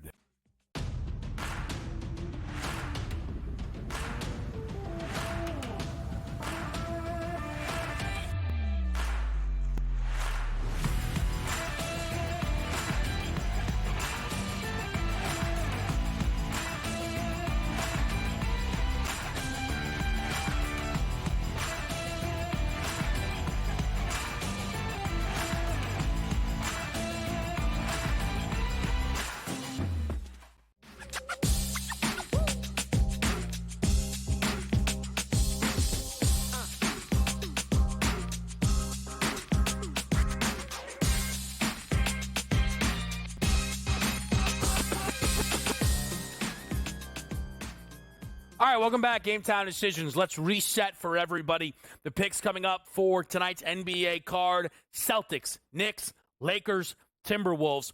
This will begin with a Celtics team total over 113.5. Boston last season averaged 123.1 points per game at home. They scored 114 or more in 35 out of 41 home games. Hit this number in 2 out of the 3 where they hosted the New York Knicks. And I am selling the Knicks defense with Mitchell Robinson out. Too much is being put on Karl Anthony Towns to protect the rim.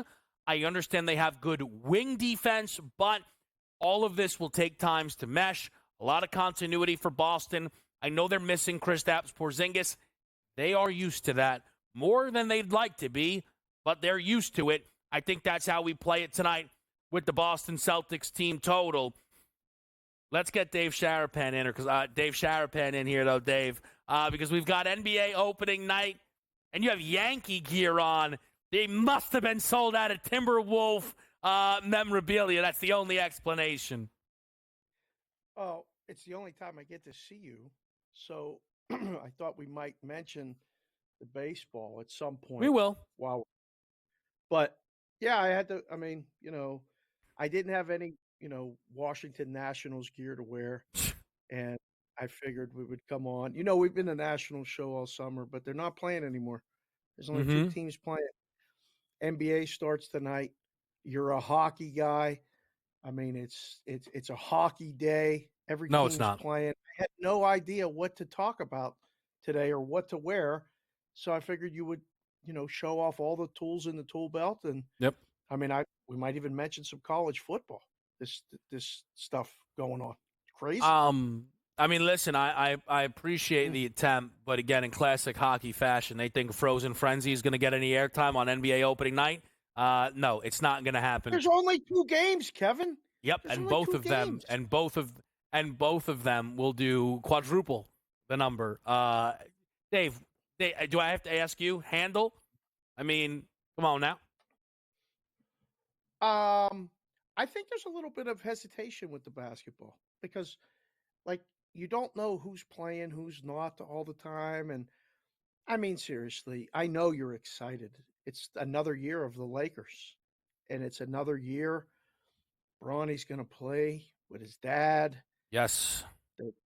They're playing Minnesota. I mean, that's a big game, but it's a Tuesday night. So, yeah, we'll talk about it. As far as handle, though, I don't know. I mean, it's a full slate. There's some good hockey games, Kevin. I'm surprised you don't have any shots on goal props or anything. No, you like shouldn't be that. surprised by that. You shouldn't be surprised by that.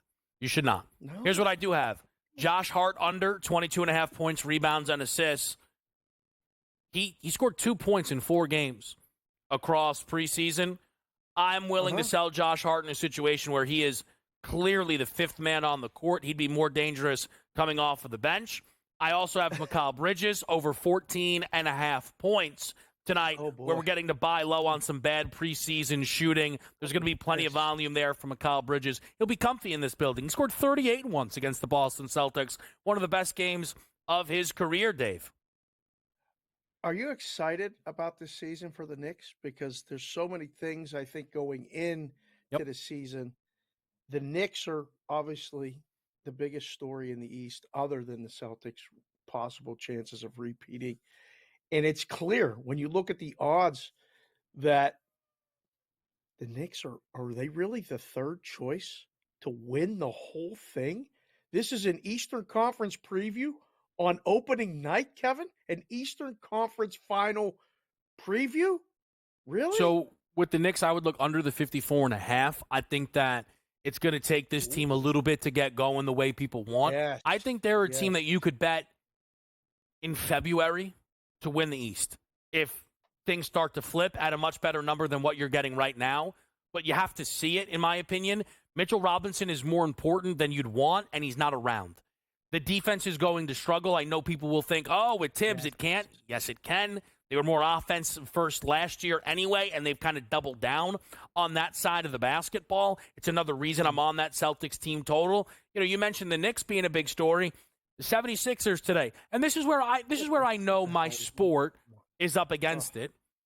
But here's the thing. It's like people blame the NBA for Embiid never being healthy and then Paul George playing in the preseason and tweaking his knee.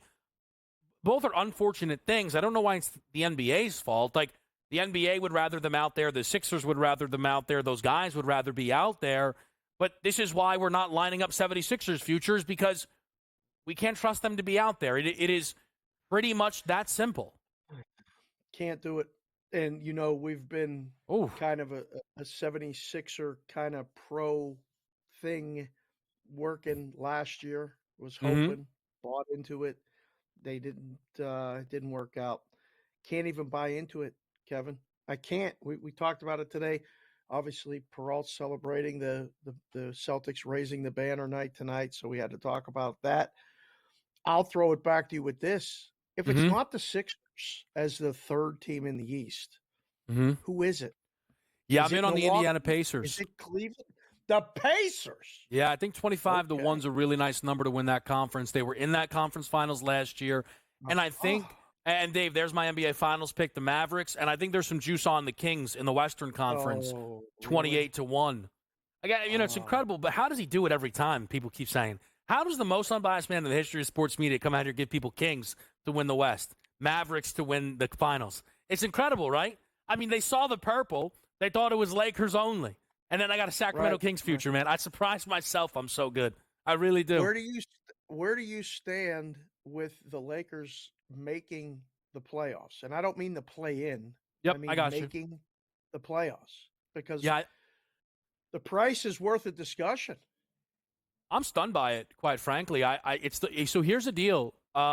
Sometimes, so when you bet trends, right, rarely is there a 100% trend. So for people who have been betting Laker win total unders yearly, you're doing great. LeBron win total unders, you've been doing great. But there are losses there, and I think you're going to get dealt a loss this season. The win total's 42.5. They won 47 games last year. They ran the roster back, which is a negative thing in terms of winning a championship, right, is the feeling for people. But it wouldn't be a negative thing in terms of winning the similar amount of regular season games, and they did upgrade at coach. They just did. Darvin Ham was terrible. Darvin Ham didn't even know who to start. Forget in-game adjustments. He didn't know what was going on before the game started, Dave. Well, he didn't know who was playing on a consistent basis. Yeah. I mean, in all fairness, it was like, Now- are you playing tonight? Are you not playing tonight? Dave. AD is hurt. Maybe he's not. Dave. And LeBron showed up. I'm not counting on him. I'm not telling you Dave. something you don't already know. I know, but here's the thing. I know Dave, AD I'll just tell you this, right? If I made you guess how many games AD played last year, you'd have been wrong by about 20. He played 76 games. 76. 76? Wow. Like Dave, And they like only here, won let 47? me make this point, actually, Dave. Here's what I'll say. Again, this is like meeting in the middle. The selling point on Lakers unders is they got too many games out of AD and LeBron last year, which is why Darvin Ham is a legitimately terrible head coach. Legitimately terrible. Like here, Dave. Here's the Laker bet I did make. It is JJ Redick to win Coach of the Year.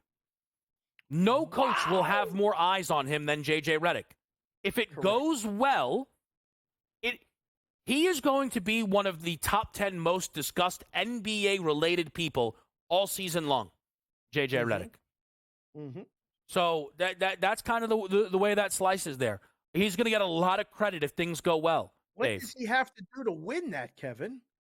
Top 4 seed, which they were 3 games away from. They were 3 wins away from last year. They were 3 games away from a 50-win team. Yet somehow people have convinced themselves they were 500 last year. I don't know how. We're back with you on Game Time Decisions after a quick break.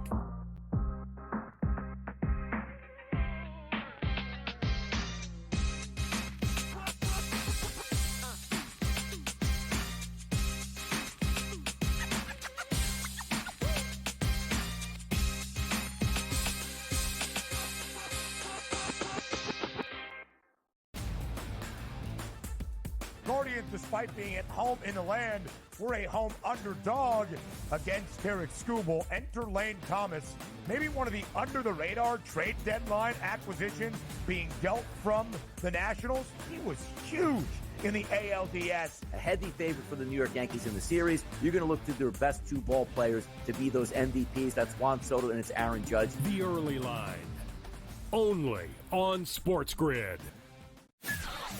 That kid on the 2-point conversion play was wide open on the right side of the end zone, and the kid threw it about 15 rows over his head. People crystallized Georgia and Alabama. They put them on the shelf above everyone else, and they're just not there this year. I thought the kid Beck was great on Saturday, but they barely beat Mississippi State, who is porous. Pharrell Coast to Coast, only on SportsGrid. But if you're playing the odds and you're looking for something that is a more favorable opportunity, it seems like Bo Naylor doing nothing tonight and just watching paint dry is a good investment. I'm assuming he's in the bottom 3 or 4 of their lineup, which also puts him at risk to be pinch hit, which is great if you have that under. Gets up once or twice, and all of a sudden later in the game, they pinch hit for him, and then you're just free and clear. Game Time Decisions, only on SportsGrid.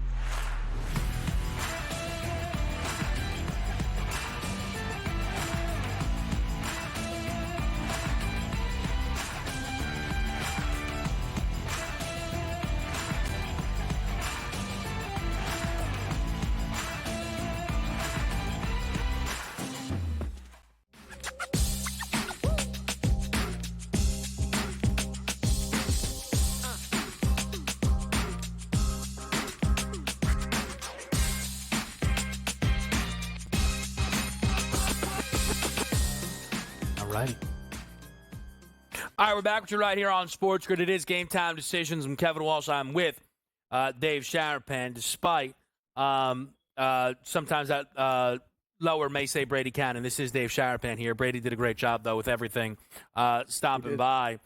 We talked a little NFL, Dave.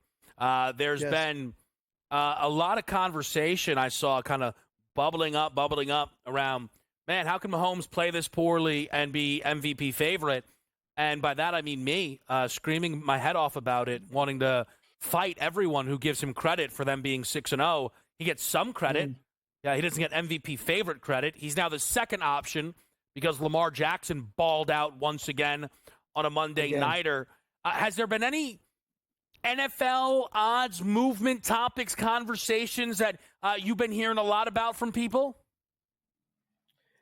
A little bit of who's the third best team in the AFC, because it's pretty clear with Kansas City, despite the fact that you don't want to give Mahomes any credit for winning, but not looking great doing it. That's fine.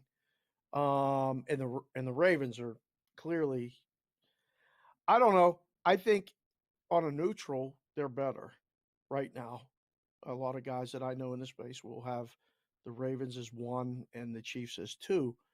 But who's 3, K-Dub? Who is the third best team in the AFC? Because, I mean, Sunday night, some things changed in Pittsburgh. And Sunday night, the Steelers got a quarterback in there. They're down on the list. Are they? I mean, they're below Cincinnati? Seriously? Is it Buffalo? Is it Houston? Is it Cincinnati, Kevin? I think that's been a big topic of discussion, at least. Yeah. Who's going to win 2 games? Because the 2-game parlay, if things hold as such, you're going to have to go to Baltimore and win, then you're going to have to go to Kansas City and win. Which team has the best chance to do such? Yeah, I like Houston, and I do also like Cincinnati. I think right now, so Cincinnati here the schedule is there for them to get into the playoffs, which is all anybody betting Cincinnati is going to be looking for, right? Yep. I know Houston last week almost were able to win fraudulently. Instead, they lost close. But when they get help, when they get Nico Collins back, that'll help things a lot. I think Stroud has shown himself to be, let's just call it comfortably, one of the 10 best quarterbacks there. I think it's going to be tough for people within the AFC because you have a Chiefs team who offensively is just not living up to the level. You have a Ravens team that people, I'm sure, are tired of betting on and losing. Buffalo's a similar story. Houston hasn't earned trust yet since he's under 500. I don't think people are loading up Pittsburgh. Jets are a mess. So it's a tough conference, I think, for a lot of people, Dave. I'll put it to you like this. Things are so bad in the AFC. I had that preseason Miami bet. Tua's coming back. Hey, why not? I don't know. Let us crash the party. Maybe. Heck, I don't know. Why not? You think they could make the playoffs? I think they could. It's not going to be easy. They got to win almost every game. Not every game, but they probably take 10 to get in. I think 10 is the admission ticket. The Steelers' upcoming schedule is so unbelievably brutal. Mm-hmm. You might be able to get in with 9.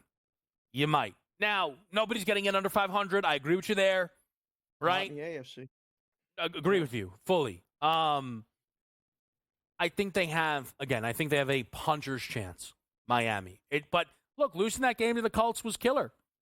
Losing to a Tagovailoa was killer. That's really what it was. It wasn't losing the game to the Colts. It was Tua getting injured, derailed their season, right? And it's not much more complicated than that. It really, really isn't. Dave, let me ask you this, though. I know we just did NFL, but we have, stuff all in on here, and I see the hockey's on. Yep. With this frozen frenzy tonight, there are a million games. What are the key games for people out there on this NHL slate here? Flames, Penguins, maybe? Maybe, but I don't know. The Penguins are a mess. I mean, it's nighttime in Pittsburgh behind me. It's going to be nighttime in Pittsburgh for a lot of games as far as the Penguins. They can't stop the puck. There's so many question marks in net. They give up goals. Every first period has gone over for the Penguins, and almost every game has gone over for the Penguins. But, the Rangers, I feel like I got New York on my mind. It's been nonstop New York talk with the Jets and everything, and unfortunately they went into Pittsburgh and went backwards. They're going to kill the Patriots this week. I mean, the 7 is easy. That's done. Tonight in the hockey, Avalanche got to get right against the Kraken. Tough game coming up. The Predators are favored, one of those great talking points as far as content space and sportsbook space, because they haven't got a point all season, and they're favored. against the Bruins. One of those like magic tricks, one of those ones you got to look at and go, all right, why does that happen? So don't be surprised to see the Predators get their first point tonight and at least go to overtime. Hurricanes and Oilers is an interesting game. And then Kings and Knights is the last game out west. That's an interesting game because I think we're getting a backup goalie here in Vegas. Kings are live. It's a fun day. The Utah Hockey Club, Kevin, are you on board at all with the Utah Hockey Club? No. Anything there? No, nothing. No, not at all. No. Bad name, uninspiring logo. Uniforms look nice. I don't know. They're pretty clean. No, I actually think the NHL, let me say something nice about hockey. The NHL does a nice job with their logos, right? Like everybody in the NBA hates their team's current jerseys, and the NFL current jerseys. Hockey does a nice job. Utah Hockey Club, they dropped the ball. They got to step up. They're holding that league back a little bit. Many are saying it. In fact, Game Time Decisions will be right back.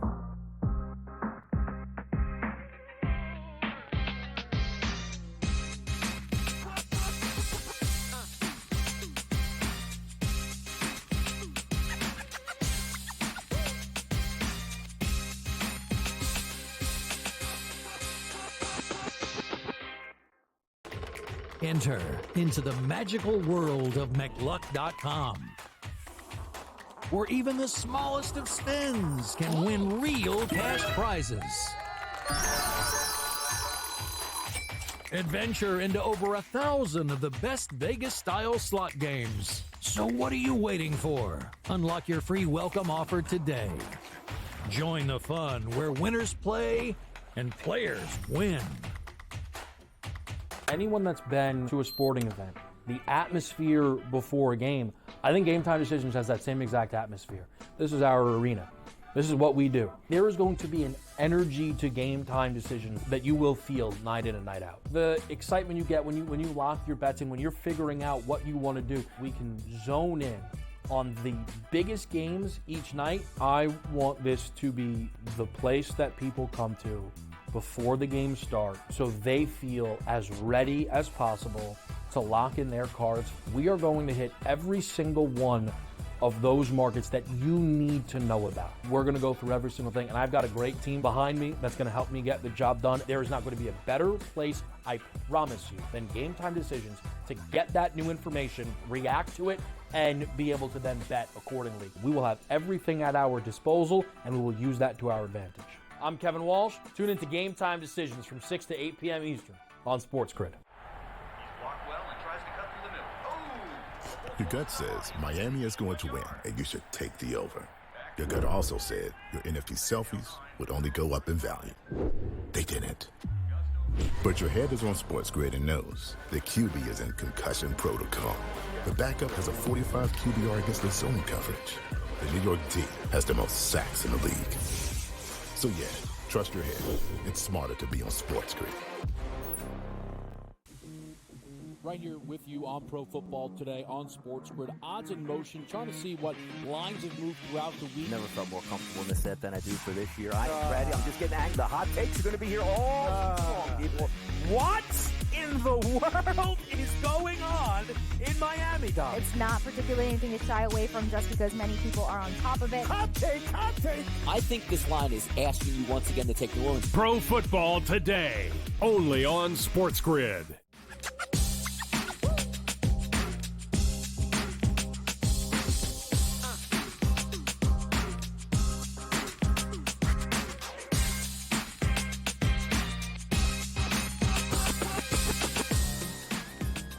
All right, back to right here. It is Game Time Decisions. I'm with Dave Sharapan since he is wearing the Yankee garb. Yep.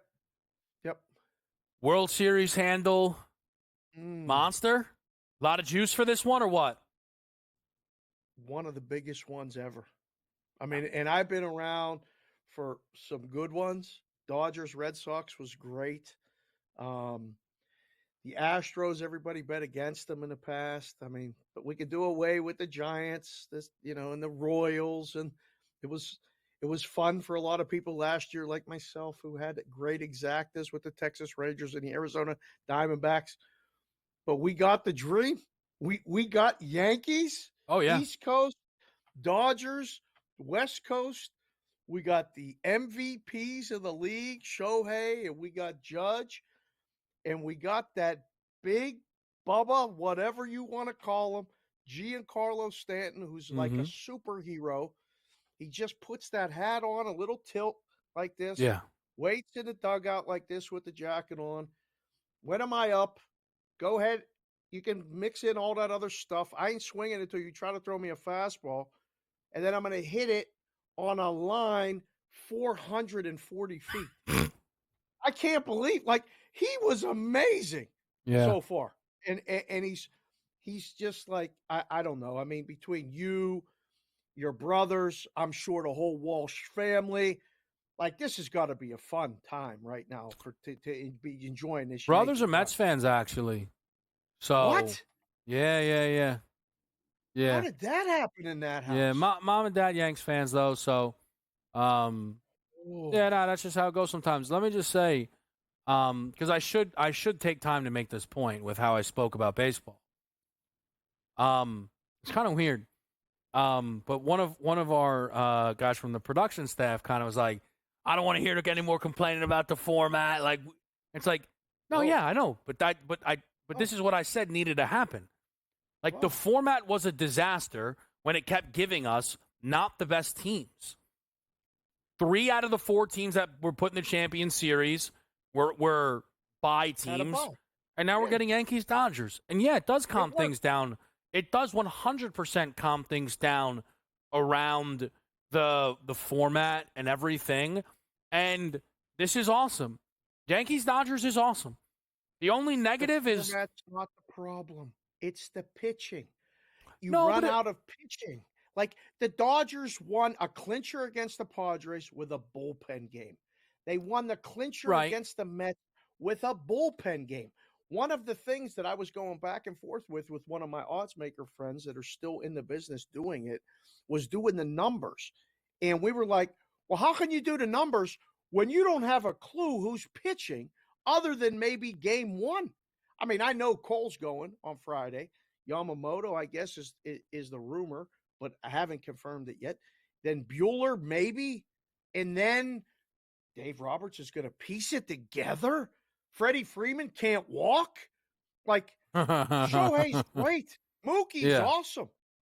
But also, Tommy Edmonds, your cleanup hitter. But Dave, too, but here's my point, right? Like, the Dodgers... Yes, right. Like, I know they started shutting teams out. They started scoring 8-9 runs every game again. Like, the Dodgers just looked like they were winning real baseball games, right?